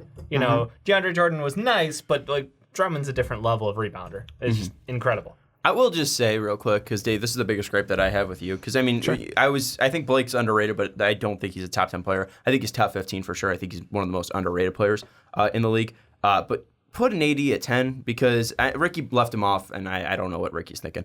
But I mean, AD's better than Kyrie Irving and Zach LaVine. I think we can all agree on that. But you still put him at 10. I did. So give me the reasoning, because I do want to say, if none of you guys know, and I know it's not a perfect stat, but per. Yep. Anthony Davis leads the NBA in per. I just want to say that. For player efficiency rating, the guy who does the most for his team, according to that stat, and it's a decent stat. It's a flawed stat. He's played better without it's him flawed, almost. but still, Anthony Davis is the leader. So why is he not higher on your list? Why is he at 10? Is it because of the injuries like Ricky? It is 100% because of the injuries. Him saying out games is just it's ridiculous. Like I get it. You're an amazing player, but you still have a year and a half on that contract, and you refuse to honor that, and that just feels cheap to me. So, yes, when he's on the court, he's an amazing player. I obviously think that he can't carry a team on his own. Last year, he needed to have Rondo out there defensively with Drew Holiday shut down Portland Trailblazers, and we obviously respect the hell out of them for that. But at the end of the day, he's been on this team for how long? He's had very little success in the playoffs, and I think that he's been we wanted to crown him the next guy in this league after LeBron James for 4 years in a row. And then it was like, well, it's going to be Anthony Davis. Well, maybe it's Kat. Maybe it's Jokic. Maybe it's going to be Giannis. Like, he's been in that conversation. He's never going to get over the hump. He's never going to be that guy in the league. He's never going to be a top player. What about is not getting him over the hump? And what's a top player for you? Like, the top player in the player. The top player in the league. So what's not going to give him over that hump then? What about a skill set is not going to give him over that hump? His lack of ability for spacing. Like, his offensive game is solid, but his passing on the low post is really garbage. I don't know if that's because of the lack of wings on that team. Like, Etuan Moore playing the 3 obviously is a concern sometimes when he's not always a great shooter. Sometimes he's streaky. But, yeah, I think a lot of it is the fact that he can't take over a game in the same way that the guys higher up on this list can. When I look at someone like Joel Embiid, who I have above him, that's a guy who, if they need to go to him and they need to feed him, he can get you points. He can get to the line. He can foul guys out like crazy. Like, he has such a great skill set for being a number 1 on a team, and he's dominant with it, and he can win you games by his own ability. I think Anthony Davis, we watched him have those incredible stat lines, the 50-20 games. And I say games because it was plural. Like, he had such ridiculous stats to start the seasons the last couple of years, but it's never going to get anywhere. Like, his team he can't make that team win. And I start to go, well, I get it. You have Drew Holiday. He had been hurt. You know, you've got random pieces around you, but LeBron can win with random pieces. How come you can't? Aren't you on the same level? No, you're not. I will just say then, LeBron isn't winning with those pieces. He's not going to make the playoffs. And then also last year, he did make the playoffs. Anthony Davis did. He went to the second round, and he lost to one of the best. That's true. He was not carried by that team. The backcourt and Nikola? Are you kidding me? He was not carried by them. Anthony Davis was still the best. They shut them down, but Anthony Davis was still the best player on that floor. I mean, yes, we continue to go and look at what CJ and Dame were not able to do, but he put up 30 points per game, 13.5 boards per game, 2.3 blocks per game, 52% from the field. So he had himself 4 good games, is what you're telling me. In 4 games last year means he should be... 9 games. 9 games, he averaged 30 points in the playoffs. So Warriors series. Okay. He was a dominant player last year. No, I mean, what other player is putting up 30 points per game in the playoffs? It's just that Harden. It's that upper echelon. And where's James Harden been going? I mean, obviously he has Chris Paul, he has Clint Capella, he has more help than Anthony Davis does. The guy who's playing with like 4 guys. I'm saying last year in the playoffs. Do you not? I'm saying last year. We're talking about the playoffs last year. I'm saying what other. What are you talking about? Chris Paul got hurt last year in the playoffs. That's why they lost. That's true. They'd be in the final. They probably would have won a ring if he didn't get hurt. Okay, in Game 7, yes. But I'm saying, like, throughout that playoffs, he did have Clint Capella, Chris Paul. I mean, he didn't have Chris Paul for every single game. But for the most part of it, I mean, he was playing with Chris Paul. Yeah. I would have to say, I had AD higher on my list last year, and I would have had him higher if this was probably a month ago. But since the fact that when he went out, his team almost played better or not the same, that's why I have Joel Embiid, a guy like Joel Embiid, higher than him, because when Embiid's gone, that makes we saw it last night, a significant difference with their team. They're not as good with him off the court. Don't say it. Well, it's like I showed you after the first quarter, Rolo had 13, and I put it in my calculator. I'm like, hey, Jake, look at how many Rolos on pace for. It's going to get 52 tonight. If your team can play at the same rate or almost better with you gone, it says something about you as a player. You know what's funny? Giannis is like on-off, I think. Yeah. When he doesn't play in games, they think they have the same rating. He's got I think they're like 7.1 and 7.1 or something. Kawhi, I mean, Toronto's still been fine when he's missed games. I just don't think that. I think that says more about the team than it does Anthony Davis or the situation. We can't look that they're a better team when Anthony Davis is out on the floor because he is the most talented player on the floor. It's just you got to look at the situation that they're in. He's demanding a trade. He says he does not want to be there. So players automatically just don't want to play with him, and it's going to make your team worse. It's not because he's a bad player at all. If we're basing this solely on talent and what they're able to do on the floor, Anthony Davis is where did I put him? A top 6 player? Top 6 player right behind Giannis, James Harden, Steph, Kevin Durant, and LeBron James. I think that he might not be at that level that you're talking about, Dave, of those transcendent players that can take over games like Harden, Giannis, Steph, KD, and LeBron can, but I think he is better than those other players like Paul George, Kawhi Leonard, Nikola Jokic, Joel Embiid, because he's been doing these incredible things for the past 3 years. Paul George has done an incredible run this year. But it's only 1 year. And that's what we're talking about this year. Well, and Well, we're saying Paul right George is now. playing at a We're level saying higher right than we've now. ever seen and him. the thing I kind of want to bring up, and I don't want to sound like the get off my lawn guy, but I am here, where I feel like also going back to like Dave said, the injuries that he has, if you are healthy and you can play the fourth quarter, that is to me a slap in the face to that fan base. Like, you know so what? when LeBron's now on a minutes restriction going forward? I mean, I would. I mean, I'm not even then, saying that I agree with that. That's still but, in line like, with his list, though, because LeBron's 6. Because LeBron is Jesus lower on Christ. my list. But I mean, with AD, it's like we all know that you're injured, as Dave put it with the air quotes for the audio listeners. But it's like if we all know you're healthy and can play that fourth quarter, you blatantly sitting is slapping those fans in the face and being like, you know what, I don't care about this place. Like he said, But does that define who he is as a player? We're talking about the best players. I not mean, a who little bit treats for the me, fan base yeah, best. a little bit for me, Like, because it's like I want the guy out there that's going to give it his all for the team. Look at James Harden. Like James Harden's they're in way a higher playoff on my race. list this year. Yeah, I mean that changes it too. But I mean, look at me. Zach LaVine's not in the playoff race, but he's in my top 10. yeah, well, I For mean, that reason alone. well, let's not. He should not be in your top 10 first off. But the whole thing with Anthony Davis is it's been 7 years of this franchise not putting a competitive team around him. And like he said, if AD is supposed to be this top 5, top 3, top 2 player, which some people have him up to be, shouldn't he be able to carry that team almost like By the team, himself. By himself. Like he's in the he has done though. He has They done won that one though. playoff series in 7 years. Okay, but even then, you still look at the year that it was 2014, 2015, where he got got swept. them into the playoffs. Curry hit that crazy corner three. It doesn't. Do you remember that? It doesn't matter that he got swept because we look at that team. His second best player was like Omir Sheik. Yeah, like and they got I the mean, 8 seed. Like, congrats. Okay, but Turkish delight. he did what he was absolutely able to do as a Yeah. 22-year-old. And I had him at number 5 last year. Oh no, I think I had him higher. I don't remember what I had. You had him him 4. at. 4. Okay. No, that was Ricky. My bad. You had AD 5. 5. 5. Okay, I had him at 5 last year. Like I said, it's just kind of the stigma this year rubs me the wrong way with him. But I mean, if he gets put on the Lakers and he's the number 2 to LeBron James, he'll probably climb right up the boards again. He'll be top 5 once again. It just the whole situation with New Orleans, and it's time to rip the Band-Aid off and just end it. But then his role's different. He's not the best player on that team. Well, let's. Yeah, but I mean, Steph isn't the best. Well, he isn't the best player on his team. He's still number 5. Yeah, I mean, most of us have Steph and Katie in some fashion in our top 5. Mm-hmm. Let's move away from Anthony Davis, though. Obviously, Paul George is a guy that wasn't on our list last year. He's made his way up. I think that's just because,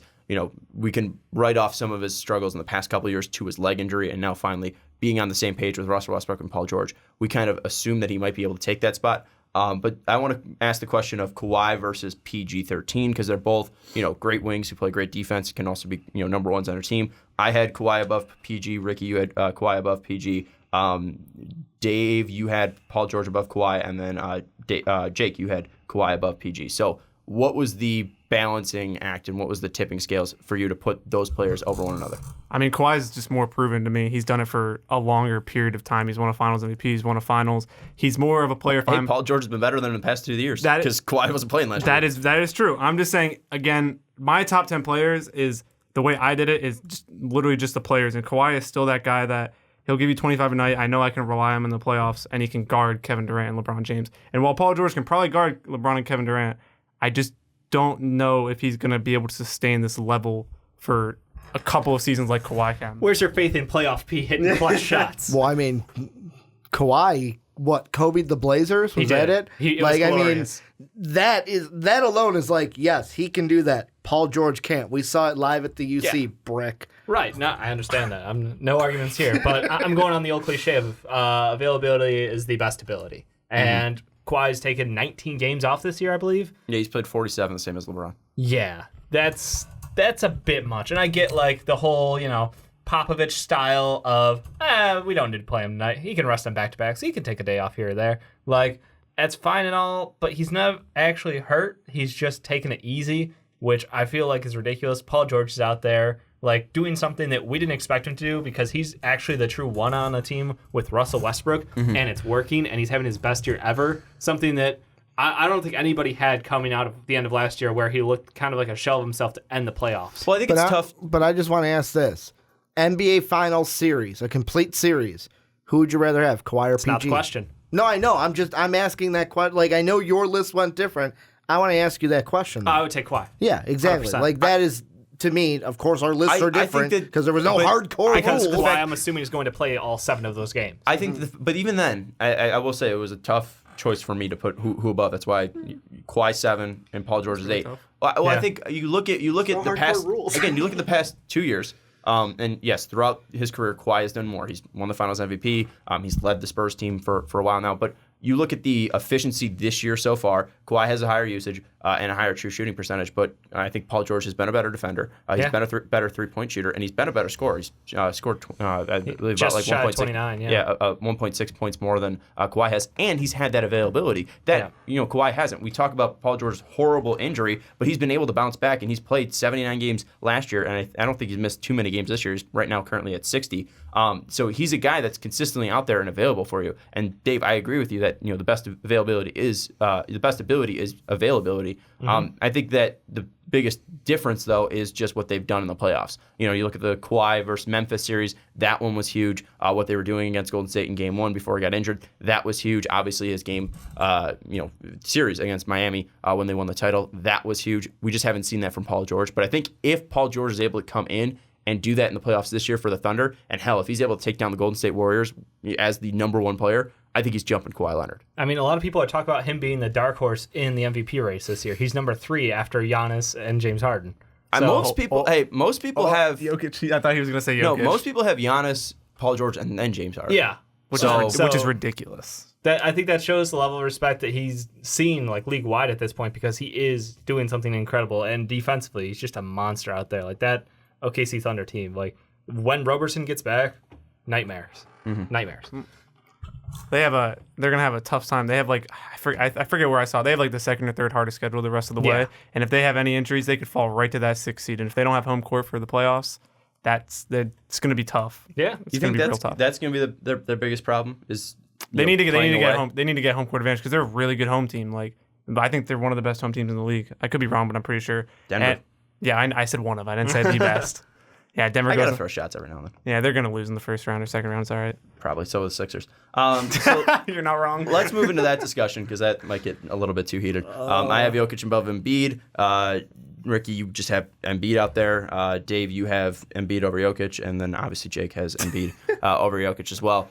Why am I the only one here? Ricky, defense. What was the biggest thing? Defense is one of them. What's the biggest thing that because Embiid over Jokic? You guys know me. If I am, and this is the only time where it's I do Sean's of if I'm building a team, who would I want? I'm not the first pick I'm making is not a big guy. And in this league, the only big guy that I'll put in my top 10 but that wasn't your ranking. Embiid. Was that your thought process? Because that's the first time you said that. Well, for me, that with the big men, that's what it played into. And with Jokic, I will be honest. Let's see next year. This might be a just one and done season of flash in the pan of it was really good, and then he's come down to earth a little bit. So we don't know this Nugget team if they're going to be able to be the same team next year. I mean, of course, a whole offseason happens and people move and teams get different. I mean, just ask LeBron James how different is playing in the West compared to the weak East. But I mean, for me, it's just most of my guys are non-bigs, and if I had to pick a big, in my mind, I couldn't justify leaving Joe off the list. And why? Why though? What about his game? To me, it's if you were gun to my head, who's the big that you would pick? Joe would be the one. Because I didn't have to, but he's the one big to me where it's he can play inside, he can play outside. To me, the biggest question mark for him is those knees. And I mean, but at least he's out there playing all 4 quarters when he's out there, unlike AD and Jokic. I mean, with me, I could have put him 10, but I put Zach at 10 just because I like Zach better than Jokic. So, yeah, about that. What? No, was Zach Levine above Jokic? Yeah. I'm disregarding all of the stuff he says about Levine. That's a joke. We call him the biggest homer because he is. It's a complete homer pick, whether he wants to admit it or not. But Dave, you still put Embiid over Jokic. Why? Because he can actually close out games, and Jokic can't. Damn.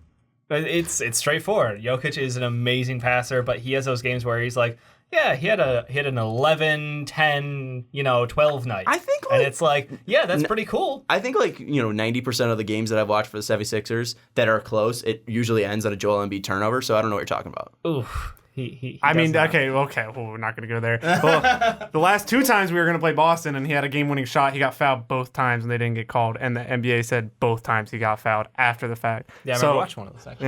Yeah, I mean, the whole thing that comes down for me is I think offensively they both have obviously their huge strengths, and I think it kind of balances each other out. Defensively, in a playoff series, I think when Denver gets to the playoffs, they're going to whoever they face, if they have a good big man, they're going to attack Jokic the entire series. Who's the better offensive player? I mean, I'm taking Joe, but Jokic can do it more as a ball handler, but as a post-up center, big man, I'm taking Joel Embiid every time. But that's not all their offense, and Jokic is a better shooter as well. Yeah, I know for 3, right now, 100%, yeah. So, I mean, I think if you're taking in everything they can do offensively, Jokic is a better Jokic can player. do a little bit more offensively, but what Joe does, he's probably better at. Like, he's the best post-up center in the league, and you don't have a lot of it. Jokic is probably one of the because he can pass out of. Yeah, I know, 100%. I'm just saying, I think Joe, his defensive strengths. I know defensive rating isn't that big of a difference between the two, but in a playoff series, Joel Embiid's going to hold up a lot more defensively than Jokic because is. he can actually switch on pick and rolls. Exactly. And not get abused off He's the not floor. a honey I bear. agree with that. No, I 100% agree that defensively it's not even close. But I also think The funny thing is, like, I also defensively, win shares, Yeah, they're close. Jokic. But the thing is, defensive rating, it's super close, and box but that's plus also minus, just because Denver as a team is great. I know. Defensively, like Russell Westbrook Yeah, has not Philly. Russell Westbrook for his career has a near 103 under defensive rating. We ridiculous. don't think he's that great of a defender. The biggest thing with Jokic though is I think defensively Embiid's the better defensive player. Offensively, Jokic is clear the better. Think it's like a big difference offensively? Like, Yes, I do. You think it's like a big difference between them offensively? Yes, I know that Joel Embiid is a better scorer. He has a higher usage, and there's plenty of games where Jokic just does not take shots. I mean, you look last night against the Lakers. I think going into the third quarter, he had 1 shot. Exactly. But also, he's a guy that does so much for you. And you look offensively what that team does. They've lost Gary Harris. They've lost Jamal Murray. They've lost Will Barton. They've lost so many players. Paul Millsap as well. They've lost so many players, and yet this team has been able to keep up their consistency offensively because he is such a leader on that offensive side. But do you think it's him, or do you think it's the coaching? I think you it's could say Nikola both. Jokic because the one consistent for that is Nikola Jokic. Mike Malone could do whatever he wants out on the floor, but Nikola Jokic is setting up Monte Morris in the corner. Like, he's setting up Mason Plumlee and Juan Hernan Gomez. Like, Hey, at least they have bench wings. We don't have bench wings, so Joe can't do much with our bench. I just think that Jokic offensively and as a leader, that puts him over the edge because right now this year, there's a team that's second in the Western Conference and there's a team that's below the Indiana Pacers who are Victor Oladipo less. And I think that's the biggest thing. That's why Jokic in my mind is going to be closer to the MVP than Joel Embiid. Oh, he is going to be closer because it's a regular season award. Yeah, but also I think you also have to factor in health as well. And Jokic, I think the most he's missed in a game a year is 9. 100%. Health is going to always be a Embiid big thing with Embiid. But if you're taking player to player, I think Embiid is the better player defensively because I think the defensive. If you're playing one-on-one, Joel Embiid's going to win. Joel Embiid's going to post him up every single time. Really? Yeah. You disagree on that? He's got gonna faster feet. He's stronger. He's taller. I could be 100% got wrong, better but I weight. disagree. All right. If it's 2-on-2, I'll take Jokic's team. I say he's a better rebounder. We'll see come playoff time because and he gets way more. If we're he gets this way. lines so much more. If Joel had TJ McConnell and Jokic had Ryan Arcidiacono, I would take the you put me on the Archie team. I take the Arcidiacono Joel Embiid team. No way. Or No way. The Jokic team. Nope. I think that if you're taking, I think he makes people better. Do we get Boston Celtics series TJ McConnell or do we get like? You just get TJ. Okay, then I'm getting the GOAT, so I'm taking it. Night in, night out. Let's move now to the big thing at hand would be LeBron James. We all have LeBron number 1. Ricky, you have him at 7. What's the thought process there? For me, it's a different LeBron this year. First off, he is human and got injured. Yeah. Number 2, I kind of feel, and yes, the weak East plays into this too, of like, at first I'm like, should I do it? This Laker team arguably is more talented and offensively talented than the team he had in Cleveland, and you can't get to the 8th seed. You can't beat the Kings or the T-Wolves. Like, how often have we ragged on that? Who's on the same page as Kyrie Irving? I'm saying offensively. Like, and Kyrie wasn't like he was an on that god. team last year. Oh, you're talking about the last year? Yeah, just last year. Like, dude, he willed that Cavs team to 50 wins, but this one, and I get he was hurt for some games, but it's like the not being able to get this team to the 8th seed, how we talked about in our Lakers segment, he's obviously like you know what, this is a throwaway season. He obviously doesn't care. Doesn't want to play defense. And to me, it's like, you know what? If you're going to do that, you're not in my top 5 this year. And then between him and PG, I was like, well, you know what? They both can't make a final shot. So PG's playing better this year, so I'll put PG ahead of him. I mean, I'm still going to go with this. If you're taking a player to win you a series in the NBA, who are you taking? Kevin Durant, the finals the last 2 years. So you're talking about the player who blew a 3-1 lead in the conference finals again, and Klay Thompson. Yeah, he also had not a confident player next to him, and Russell once he got a confident Robin, he was making shots, and the guy. You mean when he had 4 and All-Stars the guy I around him? had, Hey, and the guy who's I been have his Robin the past 2 years? Steph. That's the a guy pretty great Robin. That's what I'm the guy you have saying. at 2. What happened? That's what I'm That's the guy you have at 2. And that's what I'm saying. Okay, here's So that he has a better teammate? He has the better teammate than LeBron James has ever had? That's why he's better? I mean, LeBron had Kyrie, he won a finals. Because without Kyrie, he wouldn't have won that ring of all finals. time because he led every single stat in that NBA Finals from points, rebounds, assists, steals, and blocks. The first player ever to do that. He came back from 3-1 against the greatest team of all time. Well, regular season let's be honest. The league was like, oh, you know what? We can't have this happen, so let's get Draymond teed so he gets thrown out the next game. Yeah, you know I'm on that. You can be on that, but he still won the ring. I'm talking about this guy looking at me. I'm on that conspiracy theory. If you are taking me to play, it is this year. I know. But and I'll add that in. What your dad said. He said it is this year. Yeah. And Still, if it is this year, based I'm on this taking year, he said he'd take Kevin Durant over LeBron James. And I then think the guy who's sitting out every other game. Mm-hmm. No. Defense. Pause. And then- You're good. Hold on. This is a player to win you one series. Who is if Kevin they, Durant. If they are playing, and then you ask me, let not ask Kevin a question. Durant, Steph Curry. Wow. Okay. So If I need you a are final taking shot, I'm taking one either of player- them. If you're no injuries, no rest, no nothing, you get to build a team around one player for 7 games. You're telling me you're taking Kevin Durant and Yes. Steph Curry over LeBron? Yes. Jesus Christ. Yes. Probably the best shooter we've ever seen, Yeah, and 100%. the guy who is eventually going to surpass.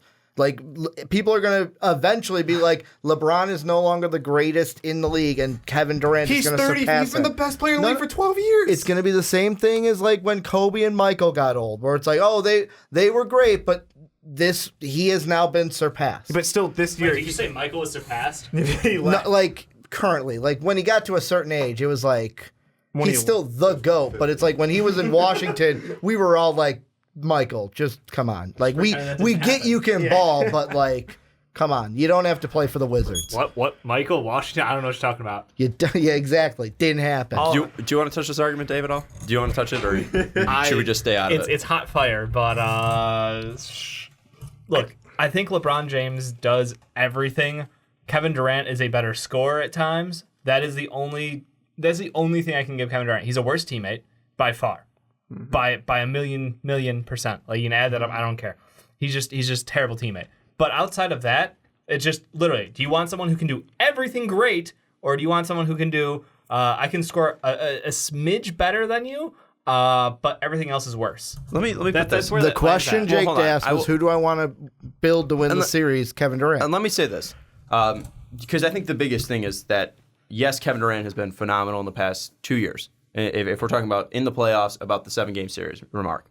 Because this year, I think that Kevin Durant has been better than LeBron James. But again, I'm not going to ever pass the opportunity to say, if I could have any NBA player on my team right now, I understand that Kevin Durant's playing better than him. I understand that Paul George is playing better than him. I'm not going to pass up the greatest basketball player I've ever seen. That's the thing in my mind. But if we're talking about the 7-game series thing, the past 2 years, Kevin Durant has played 36 games in the playoffs. He's averaged 28.8 points per game, 8 boards, 4.5 assists, shooting 51% from the field and 37% from 3. LeBron, in 40 games over the past 2 years, 33.5 points, 9 boards, 8.5 assists, 55% from the field, 37% from 3. Then the only thing that Kevin Durant has over him is the free throw percentage. But even then, we're talking about Kevin Durant, who's probably the greatest shooter of his generation, at least from forward-wise. Obviously, Steph Curry and Klay Thompson are probably better shooters than him, at least three-point shooters. I'm talking this-wise. LeBron James is barely below him when it comes to three-point shooting percentage, 37.9% to 37.6%. And look at the looks that LeBron's probably getting compared to Kevin Durant. Kevin Durant's probably playing on the most. He is playing on the most talented team of all time, and he still shoots around the same percentage as LeBron. If LeBron was on that team, I wouldn't say they'd be a better team because Durant fits better, but I'm saying any of these top 5 players were on that team, they would be two of them are. Yeah, two of them are. But I'm saying, like, you could throw Giannis and Kawhi into that, and Imagine they Giannis would on be that up team. there too. Like, I mean, just because, like, No. he's on the Warriors, but, like, going back, because I liked your question. If you're building a team for a finals, because that means it's not the Warriors, I'm building a team. Yes, at this year, Kevin Durant would be the guy I pick based off of, what I've seen the past 2 years, but more importantly, what I've seen this year as well. If the teams are the same, I think that I still wouldn't be able to go away from LeBron James. That's the biggest thing for me, just because what he's done in the past. So I'm going with the guy who's a better rebounder, defender, scorer. I mean, not scorer. He probably wouldn't be a better shooter, but driving to the basket, he probably equals out almost Kevin Durant shooting because no one can really stop LeBron when he's going to the basket. Driving to the basket, you got to go with Zach LaVine, right? Also, can we stop the LeBron isn't clutch narrative? Let's just look back at last year when he hit the game-winning shot against the Pacers, that 3 in Game 5, and then also the running shot against Toronto to win them the game. Like he's been able to take big game shots. Whoop-de-doo, you beat the baby dinosaurs. Wow. Like, Okay, team that we're chokes talking in the playoffs. we're talking about the clock's ending and you're trying to win the game. LeBron has done Well, that's that. what we're all saying about the Warriors rings. Whoop-de-doo, you have 4 All-Stars. You should win the ring. I mean, they should, and they did. Exactly. Is there any other players that we should touch? Like, should we talk about Giannis? Should we talk about Harden? Or you think LeBron was the way to end it? Why do you have James Harden above Kevin Durant?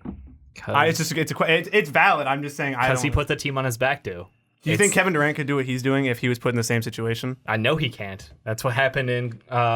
Look, we got to watch it with the Thunder. He won the MVP. But do you think? I mean, it is a different team though, because you look at the Robins. I guess if we say that Russell Westbrook. No, when Russ was hurt, oh, okay. KD had the team. I understand. Yeah. I was just. I thought Didn't he we were win talking MVP more that about- year? Was that the year he won MVP?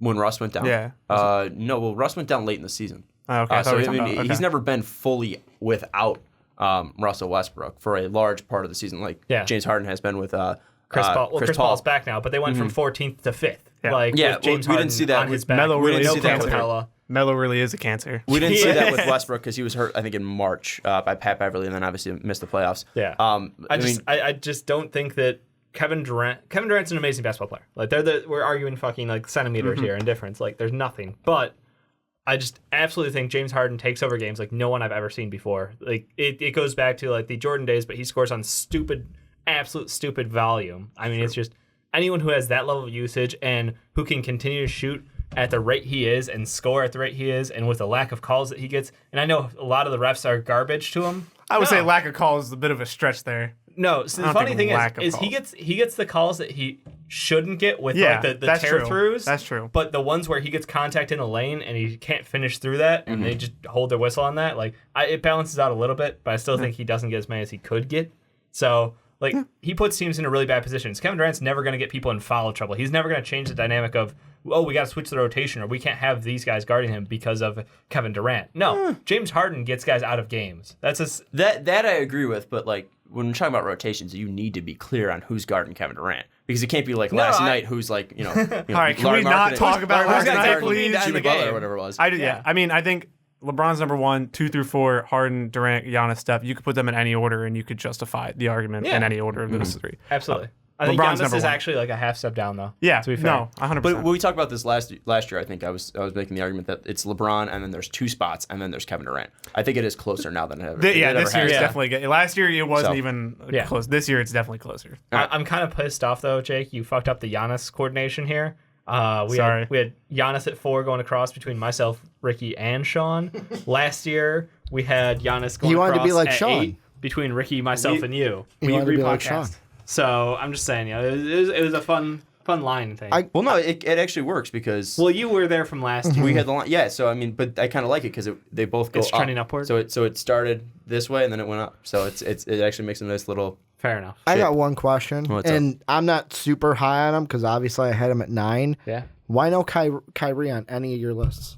Because he's literally what you were complaining about with Anthony Davis. Okay. This team's being hurt, and you see that this team without him is literally playing better. I had Kyrie on my list last year, and I think he fell off just because of the events of this year. I had him at 10, and Jokic replaced him because I mean Jokic just and I guess Paul George did too. He replaced Russell Westbrook, and Embiid replaced Dame. But I think the biggest thing, if we're talking about the guys who were at 10 for me, Embiid versus Irving, I think Embiid makes a bigger impact on his team than Kyrie is. If you take Kyrie off Boston, they're still a playoff team, and they're still a team that could win the Eastern Conference.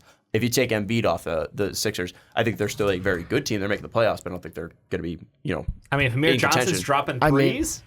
Especially when Gordon Hayward's hitting over 60%, right, Dave? Yeah. There's a magical stat. Is there anybody else? Because Jokic should be at 10 on my list. I just did it to spite you. But is there anybody else that like anybody else had at 11 that like didn't fit in? Because I think we talked about that last time too. My thing was I had Dame in there. I had Kyrie and Dame. They were like my 11, 12. But I totally didn't have Anthony Davis on my list because I just I thought I had him and I think I got rid of him when I was moving people around. So I fully believe those guys are the top 10 players and there's no argument. I can't make an argument to knock Embiid out. I can't make an argument to knock Jokic out. Paul George, Kawhi. Those are my top 10 for Dame sure. is pretty close, I'll be honest. I think he's the guy I wouldn't have a problem putting on mine. Who would you knock out though? I'd bump AD out. Really? Yeah. I still don't get the AD hate. The real battle for me was the Kyrie, Dame, and Jokic. Jokic would probably be my 10 if I wasn't just doing it to spite you. But after that, I think Blake, Kyrie, and Dame are kind of like people wouldn't say Blake, but I think he deserves the respect. I absolutely agree. I think Blake is one of the top players in the league, and he's playing amazingly. But he's stuck under a rock in Detroit. So I have 2 more questions. When is Luka going to be on this list? Oh my God. What year is Luka going to be on this list? Next year. He's probably my 11. Oh, God. God, he's better than Ben Simmons, and I hate to say it. So when's Trae Young going to be on this list, Ricky? Next year. No, 2 years. I mean, you really think 2 years? I was actually asking seriously. When do you guys actually think Luka Doncic can make this list? No, next year. When's the unicorn come back? When does Chris stops adding? That's a good point, Fred. Yeah, I don't. Luka's probably. Oh, God, I don't want to be wrong here. Next year. Top 20, top 25 right now. He is. I wouldn't. Top 25 is fair. Yeah, I don't know exactly where I'd put him, but I mean, to come in, you had Ben Simmons at your list of 10 last year. Luka's a better player than Ben Simmons right now. So, I mean, he's got to be closer to your list than you think. I think he's definitely the best young player in the league by far. It's not even like a discussion. And if they get Kristaps back next year, if they can land like a Chris Midd or something in free agency, they're gonna be scary next year. Final question I had is, Jake, this is just pretty much directed at you. Who is the best on the Sixers? Is it Ben Simmons or Jimmy Butler? Who would be in contention for the top 10 list if you had to pick one of them? I think Ben Simmons is better than Jimmy Butler. And I know that's going to get wrong. hate. I know that's going to get hate. You can think that, but you'd be wrong. But again, taking into factor, you do have to think how young Ben Simmons is compared to Jimmy Butler. He is a lot younger, and he still can. What? I know. I just want to thank you because I've been fighting that Jimmy Butler's not a number one. Yeah. He's the fourth best player on the Sixers right now. He is. He's the fourth best player on the Sixers. He's not a number one. I've been fighting this for 2 years, and I feel Ben Simmons, justified. Tobias. Really? He only fought it that 1 year because after he left the Bulls, like didn't care I anymore. completely was like, yeah, you're right. He's not a number one. After his time in Minnesota, I was like, yeah, you're right. He's a really good player when he's like, I don't know how to put it because in Minnesota he was the focal point and they were good, but they didn't win that in the playoffs. He's a really good he could carry you to regular season high seed, but in the playoffs he can't be your best player, and I don't know if he can be your second best player in a playoff series. Look at the last play last night. No, I don't want to talk He about switches Jimmy to the 7-footer. No, that was the play. Mike Scott was supposed to switch, and then there was a guy. There was a guy. There was on the bench. On him. You stop Jimmy him. Butler was sitting on the bench there, and he looked at Brett Brown and said, "I told you those fucking switches don't work." And so, and Mike Scott was. But I don't know. Can we? Okay, this is not the topic, but why in the hell was Mike Scott in the game and Jonah Bolden was sitting on the bench? You miss Well, 'cause 100% Bolden was of the gonna foul shots him you don't anyways. take. I'll take the foul instead of the easy layup and then the foul. So just foul him harder. Even then, Yeah. TJ plays better defense than Mike Scott. I mean, Jesus Christ. Well, they couldn't put TJ out there because then he might have switched to Rolo, and then Rolo's just gonna beat you up. He's beating you up all Send him to night. the free throw line. Jesus, Yeah. Brett Brown. I have been the biggest apologist of Brett Brown. He is. I'm at the end of my rope here. It makes I can't no wait sense. for the Brett Brown reaction one because even if you've already used your patron segment, we're having you on. You know what's so sad? We're is that calling you up for. He at least called 5 it a minutes. year and a half ago, and we were all like, "You're stupid. You're dumb," and now. Well, I think you were right. One playoff series loss to the Celtics to go. And we're going to have him this year, so I mean. Final thoughts on the top 10, whether it be like how's it going to change next year, what young players should we be looking out for, who's going to be the closest to falling off. What are your thoughts? Final thoughts, Dave? I think that I expect guys to be extremely volatile at the bottom half of this. Like I think Embiid, if he has more knee injuries, he's going to be gone for a long time. He's the most likely to drop off this list for me. Yep. Anthony Davis will play a whole season again next year. He'll be fine. Like he'll be back up higher, probably like 6-ish. Yeah, no, I think Jokic, he's got success around him. Like, he's just stacked with one of the best young teams and a bunch of talent from outside shooting. So he's in an awesome position. But I think he can be outshined by people. So my guys to watch out for are Embiid and Jokic, both potentially falling off. I would say Embiid's probably injury-wise. If he's healthy, he's a top 10 player. But Paul George is also one. If he doesn't, I mean, he kept this up for this season. If he falls off next season, he's easily slides right off the list. What's falling off though? Because if he falls to like 26 or 25 a game, is that like falling off, or is It depends what other people do. I mean, if Luka comes out and starts averaging 25 a game, Yeah. and Luka would probably overtake his spot. Where's Devin Booker at on this list? If you got Zach LaVine, Oh my God. If you got Zach LaVine Luka's there- higher than Devin Booker. Luka Yes. is coming. Plus, that's the debate: who's better, Zach LaVine or Devin Booker? Yeah. like, that's a legit debate between people. not. But Luka's coming next year. He'll be on my list next year. I just hope next year that we do not see any ridiculous names like Ben Simmons, Klay Thompson, Zion or Williamson on this list next or year? Zach Zach LaVine, Is Zion going to be on the list next year? No. Can he come in the league and be a top 10 player? John Morant. If anything, As he'll a do, Nick, As a Nick. We'll get the shout out. Never gonna happen. If anything, he'll do. The Knicks will have 3 players on the list next year: Zion, Kyrie, and KD, all on the top 10 list. And that's where we're gonna end it. It's been another successful top 10 players year. We'll see you in 2021. 2021. Is Is it? 2020. I ruined it. Sean, everybody's gonna think they're leaving us. We're gone for a year. We're like That's AD. Oh boy. Let's jump into the last segment. We're going to be talking about the NBA Draft 2019. We've been talking a lot about Zion Williamson and him being the number 1 overall pick. I feel like pretty much 95% of the country think that Zion Williamson is going to go number 1. So let's talk about the guys that could be going number 2, the 2 most popular picks for the 2nd overall pick. It's RJ Barrett and Ja Morant, the 6'8" forward out of Duke, RJ Barrett, and the 6'3" guard out of Murray State in Ja Morant. So we'll put these 2 players up like we just did against Sekou Demboya and Rui Hachimura, and we will say who is the better player for that number 2 pick. Now, it doesn't mean, fit-wise, because obviously if the Suns are there, they're most likely going to be taking Ja Morant because they need a point guard. If we're talking about the Knicks, they need RJ Barrett because they have 6 point guards, as Jake's dad said a little bit earlier. But we're talking strictly on player basis. Who is the better player? Ricky, I'm going to start with you. Who is the better player in your mind, RJ Barrett or Ja Morant? well, for me, it's easy, and mainly easy because me and Brandon did a big board, or Brandon and I did a big board last week, and I had Ja at 2 and then RJ at 3. And for me, the big thing is, I'm going to throw it out right away, where they both do kind of similar things for me, where they can both drive to the basket. They're both 3-point shooting is a little shaky. Like, they both need to work on getting that percentage up. Here's the one thing that bothers me about RJ Barrett is that Mamba mentality that he talks about. That kind of like, I'm going to get the ball and I'm going to use an example that Jake's dad threw out yesterday when we were at the Bulls game talking about Carmelo Anthony. I'm going to get the ball. I'm going to forget everyone else is around me, and I'm just going to go to the basket. I'm not going to pass the Roach Motel. I am not going to pass to anyone. Oh, wait, and if I do, it's a contested shot. Sorry, Cam. I'm sorry, it's a contested shot.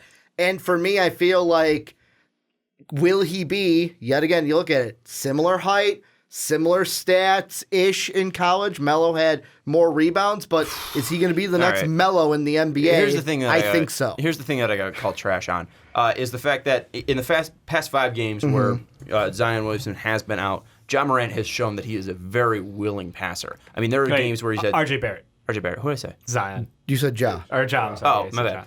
RJ, I don't know names. I called Dave Jeff earlier. RJ Barrett. You mean you called Renee Jeff? I called Renee Jeff. I hate you guys.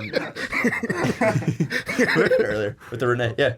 Renee from Storage Wars. Yeah, he lost 300 pounds. That Dave would be Renee from Storage Wars. Thank you. It's a great comparison. show. We have never gotten a better pro comparison than Dave to Renee from Storage Wars.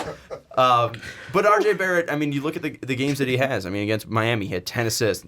UNC had 13. He is a very willing passer, and even in those games, he wasn't turning the ball over at an extreme amount. He was in the Wake Forest game. He did have 7, but other than that, like 13-5 turnover ratio against UNC. Syracuse 5-3, 4-1 in the Virginia Tech game. Miami 10-5, and then 5-7 in the Wake Forest one. That one's the worst one, but I still see the willingness to be a passer. I think the biggest thing that he's trying to do is separate himself from Zion Williamson. I think the biggest problem that RJ Barrett has They both have J's. That screw me up. The biggest thing that R.J. Barrett has is the fact that his teammate is overshining him. And I think that might be a trouble when you get to the NBA of, does he need to be the guy in his mind to be the most effective? Is he going to always be trying to prove himself? But I don't really think, having an ego of, hey, I want to be the best player is truly detrimental because that's what you want in your players. I'm not saying having I want a player that's going to go out there and say they're the best. But I haven't seen if you look consistently, there was a game against NC State where he had 10 assists. That's great. But he's only averaging 4 points a game, where if I look assists a game, where if I look at Ja, and of course I know point guard to wing in the NBA, I know that there's some people that say, oh, RJ can play the point, just stop it. He can't. But with Ja, it's like, I'm going to get, 10 assists? I'm going to get more points than what RJ's getting.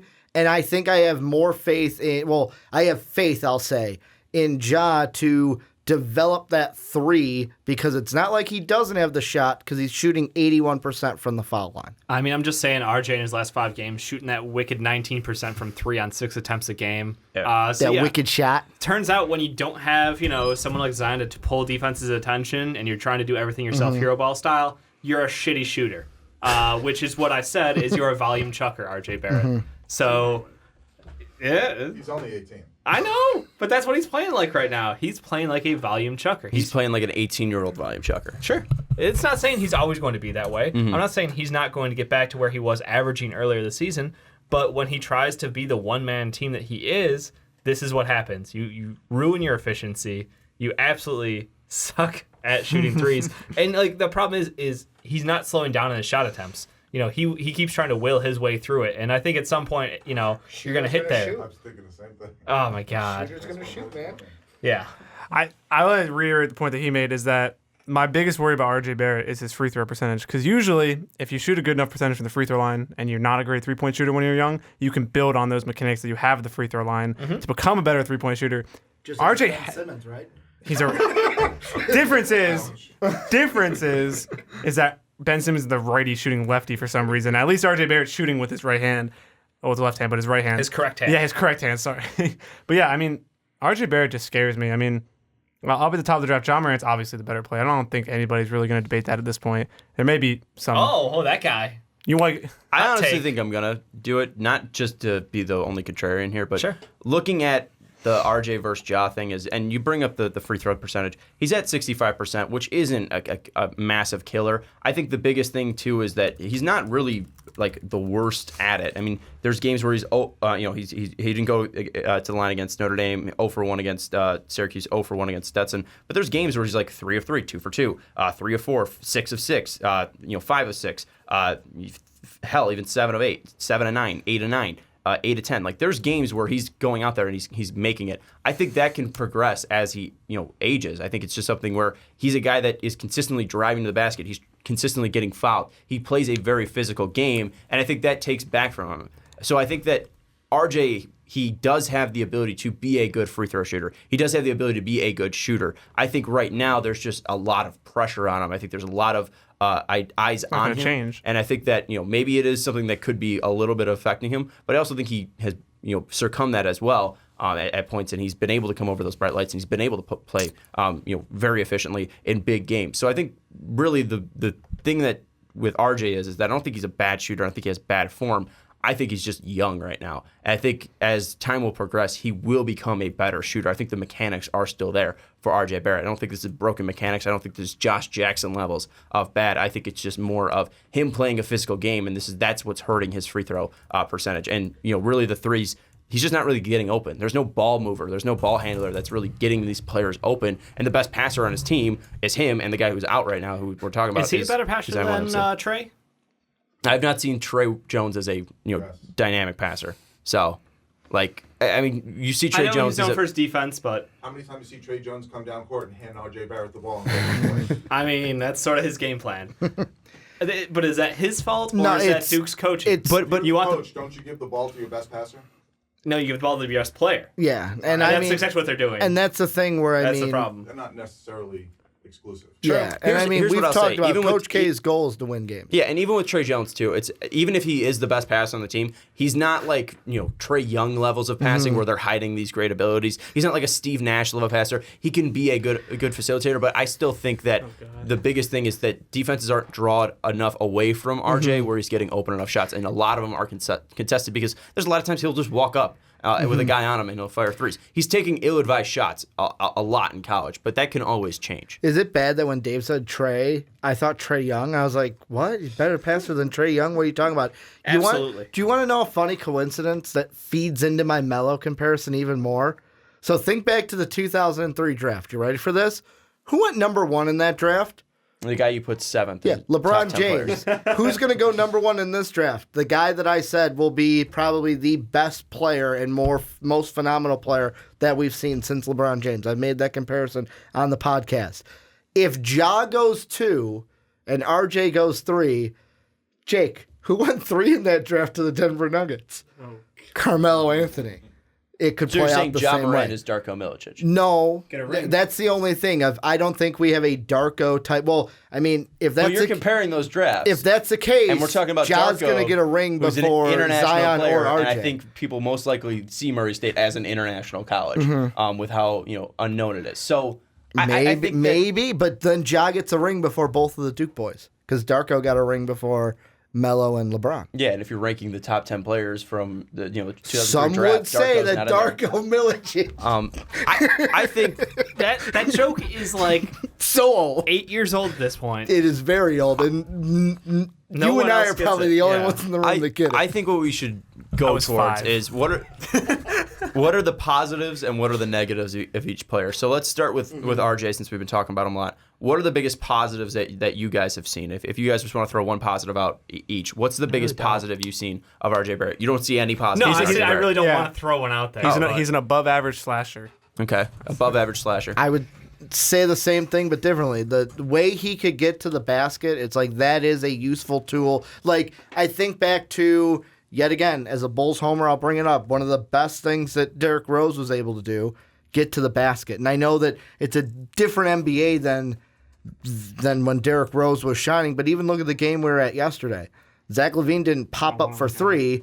He drove to the basket, and RJ Barrett can get to the basket and probably do the same thing. Difference is Zach LaVine can make his free throws at the end of the game. Yep. Can RJ Barrett make the free throws at the end of the game? But that can always change. Yeah, that can completely So- change. But we've been saying that could change for Ben Simmons in the second year but here. one but guy can actually shoot the ball and make a three True. and isn't afraid True. and petrified well, to to take be a three fair, when Ben RJ... shot 33% from 3 in college because he went 1 for 3. So He does So got that actually- going for him. actually, he did make 1 in college. But even then, RJ still has a higher three-point percentage Yeah. with Ben's 3 attempts.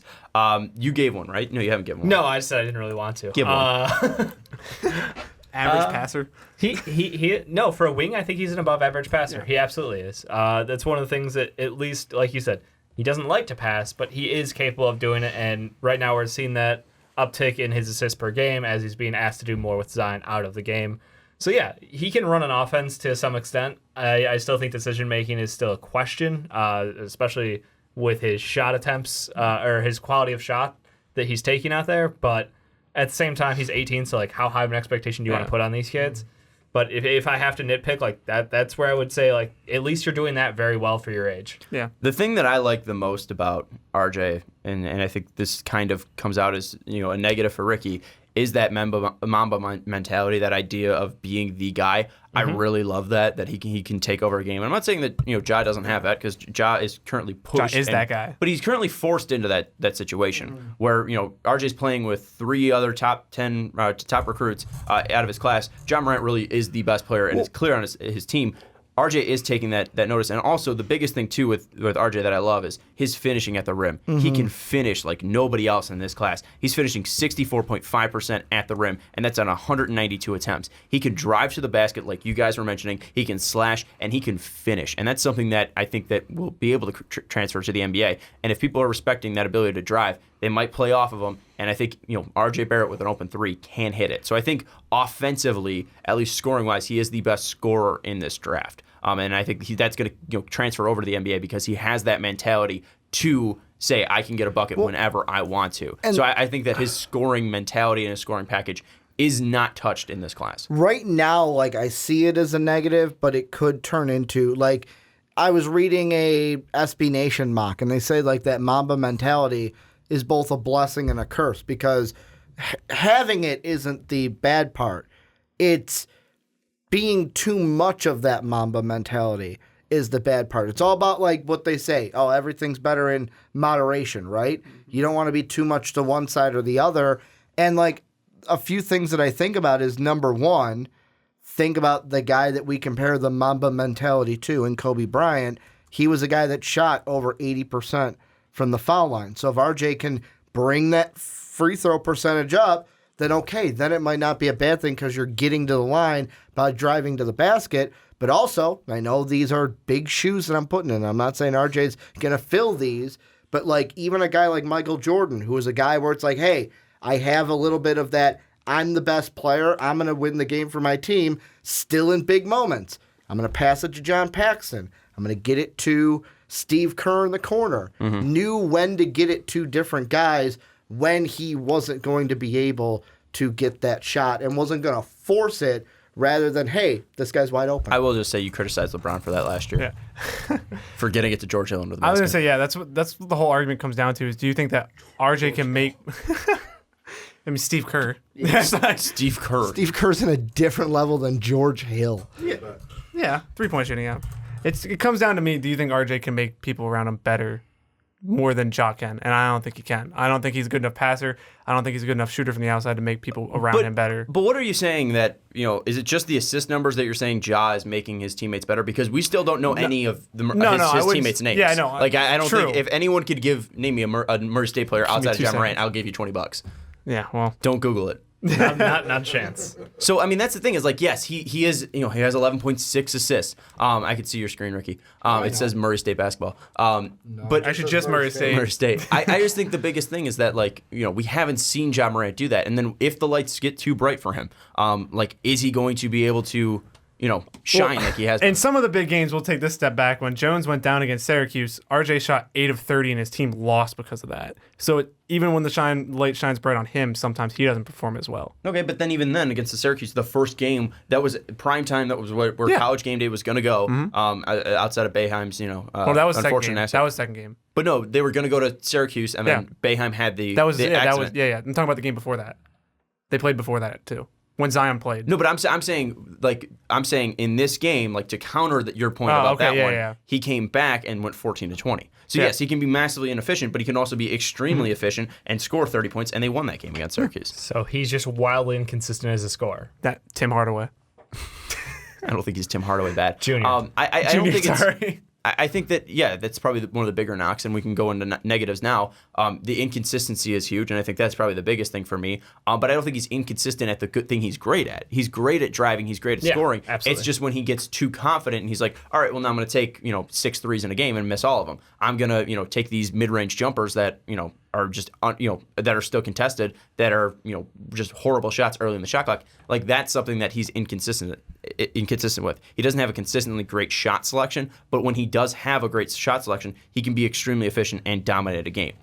That's my plus for my negative for RJ Barrett would just be his shot selection. What would be the negative for you? Would just be inconsistency in general. It's a shot selection. I'm on the same boat. I mentioned it earlier. It's just his offensive IQ as far as running a team. Like, he has those moments of like, okay, he totally gets it. He knows where he's going with it. And then all of a sudden it's like, all right, you got the ball. There's about 15 seconds left on the clock, and you're jacking up a 3 contested for no reason. Like, literally no reason. Like, what are you doing out there? And it's incredible that he's allowed to do that. He obviously has given the leash to do whatever he wants to at this point in time with that team. But I still think that he has a long way to grow from a basketball IQ standpoint. I'm not saying he can't, and that's the thing. I've just been going back trying to find other wings taken in the top 5 who are shooting, close to where he is, that below 70% from the free throw line. It's not great company. So I don't know how that bodes for him, but obviously he's not any one of those players. He's RJ Barrett. He's not, Andrew Wiggins or anyone in that kind of ilk. But the thing is, like you said, he can slash excellent. He can defend decently. I don't know that there's enough there for him to be in the same category as Ja Morant. You said below 70 70% from the foul line? Correct. Okay, so it's close. It's right at 70, but the guy I mentioned earlier in college was 49% from 2, 33 from 3, a flat 70, just like 0.6 over 70, Carmelo Anthony. That, to me, I'm going to say it again. But they're different players. Are they, though? Like, I mean, yeah, in college... RJ's more explosive. I'm saying... And Carmelo had more of an old man game coming in. He did a lot of posting up. But he had a lot of mid-range game. I think saying RJ makes more of his money driving to the bucket but when than you Melo look, ever had. But when you look at it, there's still guys that are going to get you around 22, 23 a game. The only difference you can't base is it off stats. No. But The play style. what I'm looking at is, yes, he can drive to the basket more. But that's it. No, it's not But more. even- That's what he does. Carmelo did not do that. Carmelo wasn't that guy. Yet again, consistently. say a player. and that different NBA. And to me, when I say that's his floor, to me, it's like what Dave said, where it's like Melo, I would say, is a guy who, did he really make his teammates better? Never. Did he? No. And that, to me, if RJ comes in and doesn't work on a 3-shot, get a better free throw shot, he's going to be a Carmelo Anthony to a team where it's like, man, he's a good, like, he's the one of this team, but he's not making this team any better. And that's what I mean by that comparison. Not that they're the exact same, because obviously it's different NBAs as well. This was, 2003 to 2019. A 3-ball got invented, apparently. Yeah, well, I mean, that did happen during that time period. Jake, where do you land on RJ's weaknesses? Like, do you think that there's just so many holes in this game? Like, we get it. He's still a top, 4 pick, but... You're nitpicking at this point. Yeah. I mean, I think RJ probably has the higher floor than Ja, and I don't think anybody's going to argue that. I think he'll find his way in the NBA no matter what. I just think RJ lack of consistency shooting from the outside is going to be his downfall. And I know that people can last just driving. Like Ben Simmons literally does not do anything else. But I don't think RJ is that much.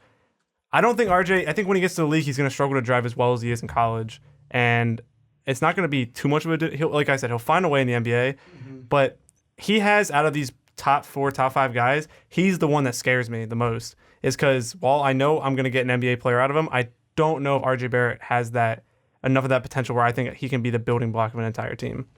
Yeah, I'm with you on that. I'm setting you up for this one because I know you want to answer it. Would you take him over Cam? No. You wouldn't take him. I wouldn't take RJ Barrett over Cam, no. I think... Because you said that early in the season, so what's changed? Is it just Cam's No, I never said that I would take RJ over Cam. I've been on the Cam train the entire time.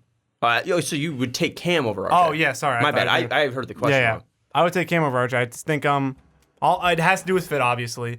But if Cam is that guy that I think he has the highest floor, besides the Z word, he has the highest floor out of the next 3 guys. The Z word, I'm not saying it. And he just, I think Cam, I know he struggled catch and shooting this year. I understand that.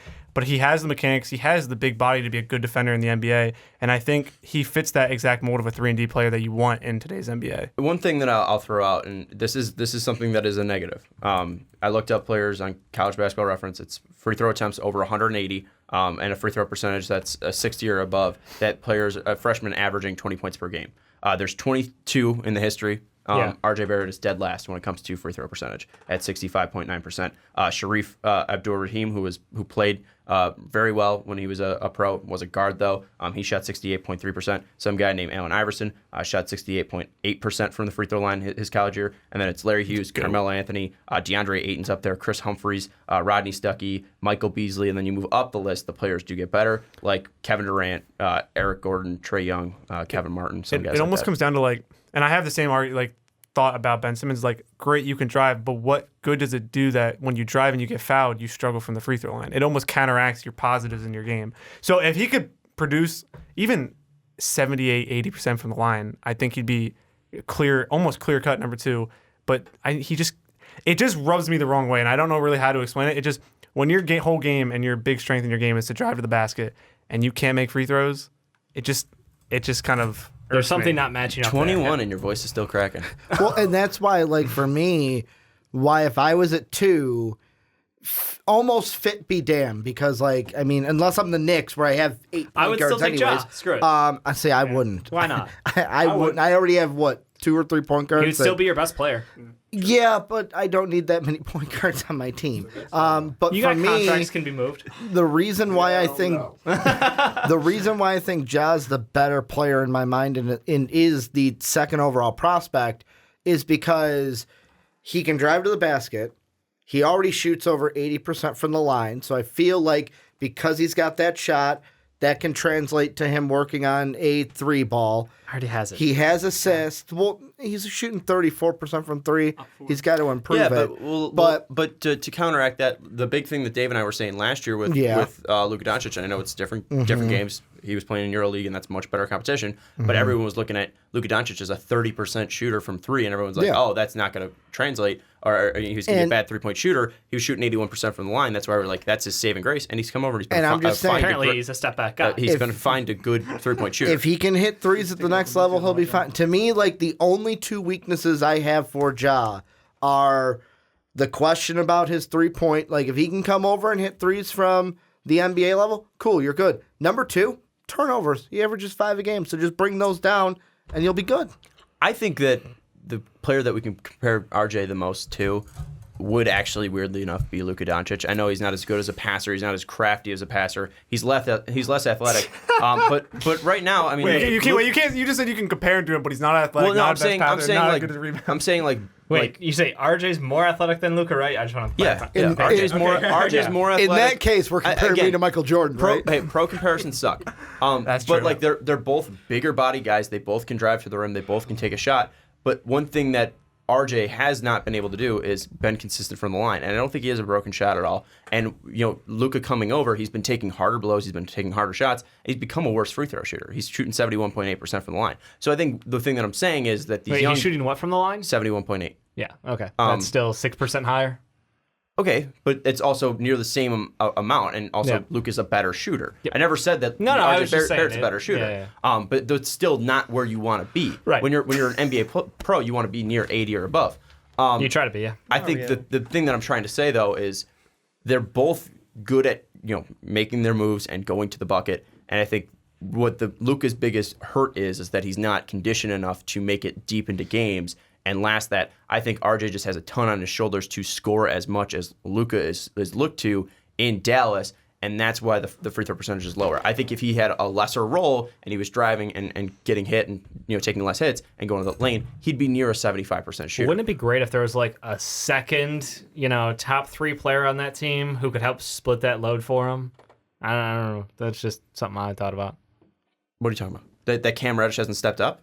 Is that what you're talking about? What point are you trying to make up? Yeah, because Cam Reddish sucks. You're literally saying that he doesn't have anybody else, so he has to do it all on his own. And I'm like, they've got Cam Reddish, like he's still something. He's still a good shooter. He's still their best 3-point shooter. Again, I think that's a knock on RJ is the fact that he's not getting everybody involved enough. I think that would probably be the biggest knock to him is that he's not a guy that's getting everybody involved, not using the players that he has around him. Again, I'm not saying he's a perfect prospect or anything like that. We'll talk about Ja Morant, his positives and negatives. I just think the reason why I would take RJ, if we're just basing this solely off a team that's being built from scratch, is that you look at how dominant wings can be in the NBA. We look at the list that we just made, and the only guard that's up there is Steph Curry because he's the greatest shooter we've ever seen. True. So I think that the biggest thing that RJ has on his side is the ability to get to the bucket, score, and do that at a very crazy pace. He's not consistent yet. He's not consistent like Kevin Durant was in college, but he is a guy that has had those games and has had those sparks that have transcended. And I also think it's a weak draft class. Yeah, I mean, he can walk in and drop like 15 and 5. Like that's definitely not a doubt. And he can have horrible. He can have horrible what's it called? Splits. He can be shooting 40% from the field. I mean, Kevin Knox had better stats as far as percentage, efficiencies in college. He was shooting like 77% from the line last year. Yeah. But he was also taking only like 4 attempts from a game where RJ's shooting like 6. Let's move to Ja though. What's the biggest positive from Dave? I mean, he's a do-it-all. He literally can do it all from an offensive standpoint. He is the best point guard in college basketball. He's one of the best scorers. He gets to the hoops so easily.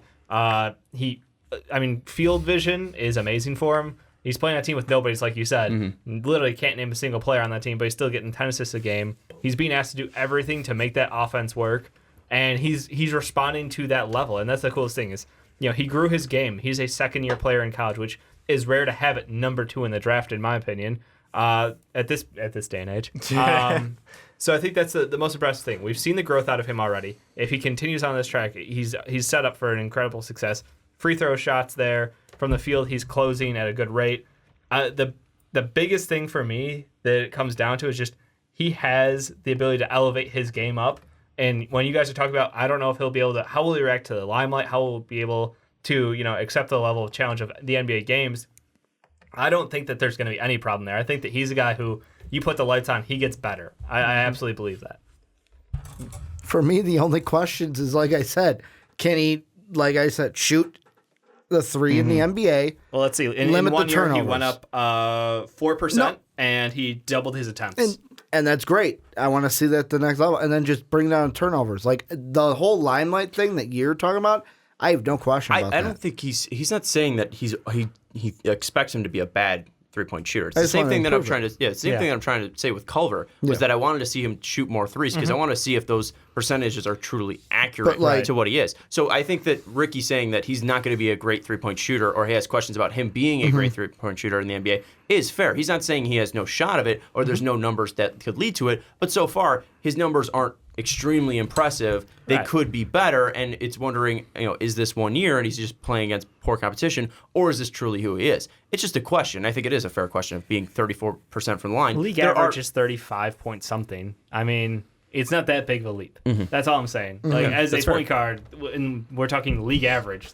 Yeah, and he's not far below. But also, it's you're moving back. It's not like this is the same 3-point line. It's not the same competition. Yeah. So shooting 34% against this competition at a shorter length, that's something that is a question because when you have to step it back, Luka was nearly at a shorter length, but it's longer than the college at 3. Euro? I thought they were the same as college. The Euro is longer than the college 3. It's not long. It's not as long as the NBA one, but it's very close. They're both shorter. Okay. The Euro league that Luka was playing in was longer than the college one. So, I mean, I think your questions are fair. There's a reason for me why, as a Bulls fan, I either want Zion or I want Ja. Yep. And it has a little bit to do if we could use a point guard. But if I didn't think Ja was good enough at number 2, I wouldn't be really being like, hey, if we don't get Zion, Ja's the guy I want. I think the biggest question that I have for him, and I think the positives are all there because even by the way, we got a comment. It's me on the big board. Ja over RJ is blasphemy, apparently. Wow. I think the biggest question for Ja would just be, I think the people from the outside would say would be the turnovers. Yeah. But the one thing that I counter that to, the only time that he's only had 2 games where he's had more turnovers than assists. So when he's moving the ball, he's trying to get it to spots. He does turn the ball over a lot, which can be a problem. But when he's doing that, he's more likely to be a plus player than he is a negative. I just question, can his actual scoring transfer over? Can he be a 24.1 point scorer a night? What's his ceiling scoring wise in the NBA? Oh, because he's a great a little passer, Iverson. Like he has. It's a high comparison. You said. I'm sorry, that was ceiling. Whoa. Ceiling, I don't know. What are the expectations? That's a ceiling. What are the expectations for him to be a scorer? I'm just saying. The rest can he be a 20-point scorer? He's up there with 10.3 assists. The next guy on his team has 2.4. That's why the assist turnover ratio is as bad as it is because it's always going through his hands. So when you have teams like Duke, where you have 3 guys who have over 3 assists a game. So there's no negatives. It's almost like James Harden. No, there's of course he's 6'3". He's the greatest player to ever come in. He's 6'3". Like he is a short point guard. His defensive effort is questionable at times, no doubt. Like he does not try on defense because he's like completely wiped out running offense. So yeah. So you're even excusing one of his deficiencies. I'm explaining it. I'm not excusing it. He doesn't try on defense all the time. So he's the James Harden of college. That'd be cool. Just does everything. From the James Harden stand himself. That'd be cool. Who would you take then, Trae Young or Ja Morant? Because both guys don't try defensively. Or Trae Young definitely doesn't try. Trae Young's shot though is so good though. So who would you take? Shit, that's tough. Careful. He's gonna go crazy. Like I want to go Trae Young, but just because it would make Ricky happy, I think I have to go. Just John to frame Morant. it, because I really haven't heard like a big negative for Ja Morant coming for you. Defensively, he is not good. He's only 6'3". He's not. I think Trae Young's 6'1", right? Yeah, but you would say that the if you're, if they're in the RJ's at least average on defense. Like he's not a bad defender. But if you're saying, I'm trying to place him in last year's draft, so you would say if we're putting point guards up, because that was a great point guard class, that he would be below Trae Young. The difference is Trae Young's a year younger. So I think I might. But strictly skill wise, what would you say?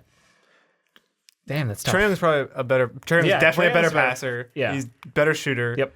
Is he better at making people around him better? That's the question. I would go Trae Young. Okay. I'd probably still go with Trae Young. Just a friend. He's proven too. He's proven too. That's probably that helps a lot. If you ask a question in a year. Yeah. What are the biggest positives and negatives for John Morant in your mind? Just do it all. I mean, he can do it all. And I think defensively, once he gets to the NBA and maybe he's on a better team, he'll improve. I just think talking about the Knicks, if John Morant's there, you take him. I mean, he's automatically the best player on your team. Let me ask you this. Is Dennis Smith Jr. your plan for the next 10 years? Because... So what I gonna do? Take a point guard every 2 months, and the last one I get will never be the one in the future. Listen, Frank is not working out. That man, he's never gonna get an offensive game. That boat has sailed away. I can live with Dennis Smith. We need another inefficient point guard who can't make people. Porzingis was never going to be the answer because you can't be 7'3" and 90 pounds and run up and down the floor 82 times a year. It's not going to work. Jake, you're also forgetting. I mean, you got Dennis Smith, Frank, Kyrie's coming over, and then you're going to draft Ja. You're right. Never mind. Like, that's way too many point guards. Yeah, but then here it comes. You ready? You get Kevin Durant, you get Kyrie, you draft Ja, you trade it for Anthony Davis. You got your big three. Well, here's the final question then. Does fit matter with a second overall pick? No. Does it matter in your mind, Dave? So, is any team going to take John Morant? I think they're... No, I actually think it's probably like 80-20. BPA. Because you had John Morant in our last mock draft falling to 4. Right. It's because he's on the Bulls. That's what they... I know. They didn't deny it. I know. But why would the Hawks take him? True. Again, I think the only 2 teams who would take him like reasonably are the Suns and the Bulls. Yeah. I think the Knicks is a toss-up. The Knicks, if they truly believe... Matters. What's up? So you're saying fit matters. To some extent, yeah. I think it does level. I think the Knicks are the only team where fit really matters because, like, if I'm at 2, Zion goes 1. If I'm the Knicks, I ain't taking Ja. I'm going Cam or RJ, whichever one the Knicks like better. So you can have another wing who can't score efficiently, and you have Dennis Smith Jr. next to him who can't score efficiently. It just doesn't. It just doesn't work. The Knicks are like stuck in purgatory where you have Dennis Smith Jr., but he's not a franchise point guard. Mm-hmm. He's a good point guard. He's probably an NBA starting point guard, but he's not going to be the best player ever on a good team. Not the second best player. But I don't need him to be the best player on the team. You're not getting Kyrie and Dennis Smith Jr. next to each other. Good Lord, that defense would just get torn apart. And then you got Kevin Durant. He's not playing defense during the regular season. It's just if the Knicks are there too, the only team I agree is the Hawks. The Hawks don't take him. You have Trae Young. You don't need him. I think fit does matter because again, if the Suns or Bulls there, it's clear it's John Morant. Yeah. If the Hawks are there, it's clear it's not RJ Barrett. But if it's any other team, like if it's the Cavs, I think it's a question mark. Hawks could look at Cam. Just Cam on the Hawks could be a possibility. What's that? Oh, Cam could take. I'm just saying. So you're saying if it's RJ versus Cam, that's a question. I'm saying if the Hawks aren't going to take Ja, Cam would be a pretty good fit with Atlanta. And then Memphis, obviously, if they get, this year is going to be super volatile with like the new draft odds. So if Memphis gets bumped up to number 1, Atlanta's sitting nice. 2, I should say. Dave keeps saying that it's going to stay chalk. Yeah, there is zero. Isn't that what happened? Isn't that what happened when we got Ben? There was no change at all. I think it was the exact. So. No, it was Markelle. Oh, that was. We Markelle. talked about this yesterday. Okay. Yeah, Markelle was the one that there was no change at all. Yeah, we talked about this with Mike 2K. Yeah, I think you guys didn't change because you guys were still the number 1 pick. But I think other things changed around you. To get more. I just can't with that. Just Final thoughts: RJ versus John Morant. You're obviously the biggest. Ja's clear answer unless you have a point guard already. It's that easy. Ricky, we'll go to you first. I've said it once. I'll say it again. Ja will provide. I just think that Fitz clearly. Ja will provide. Fitz clearly. Fit's clearly gonna matter. He says it like almost every podcast. Fit's gonna matter, I think. But if we're saying strictly fresh team, fresh slate, I would probably take RJ Barrett. Big board? Would you put him above him on your own big board? I know this isn't that show, but I think if we're saying big board, then that's exactly what big board is. Is if it's a fresh team, it's RJ Barrett. Okay.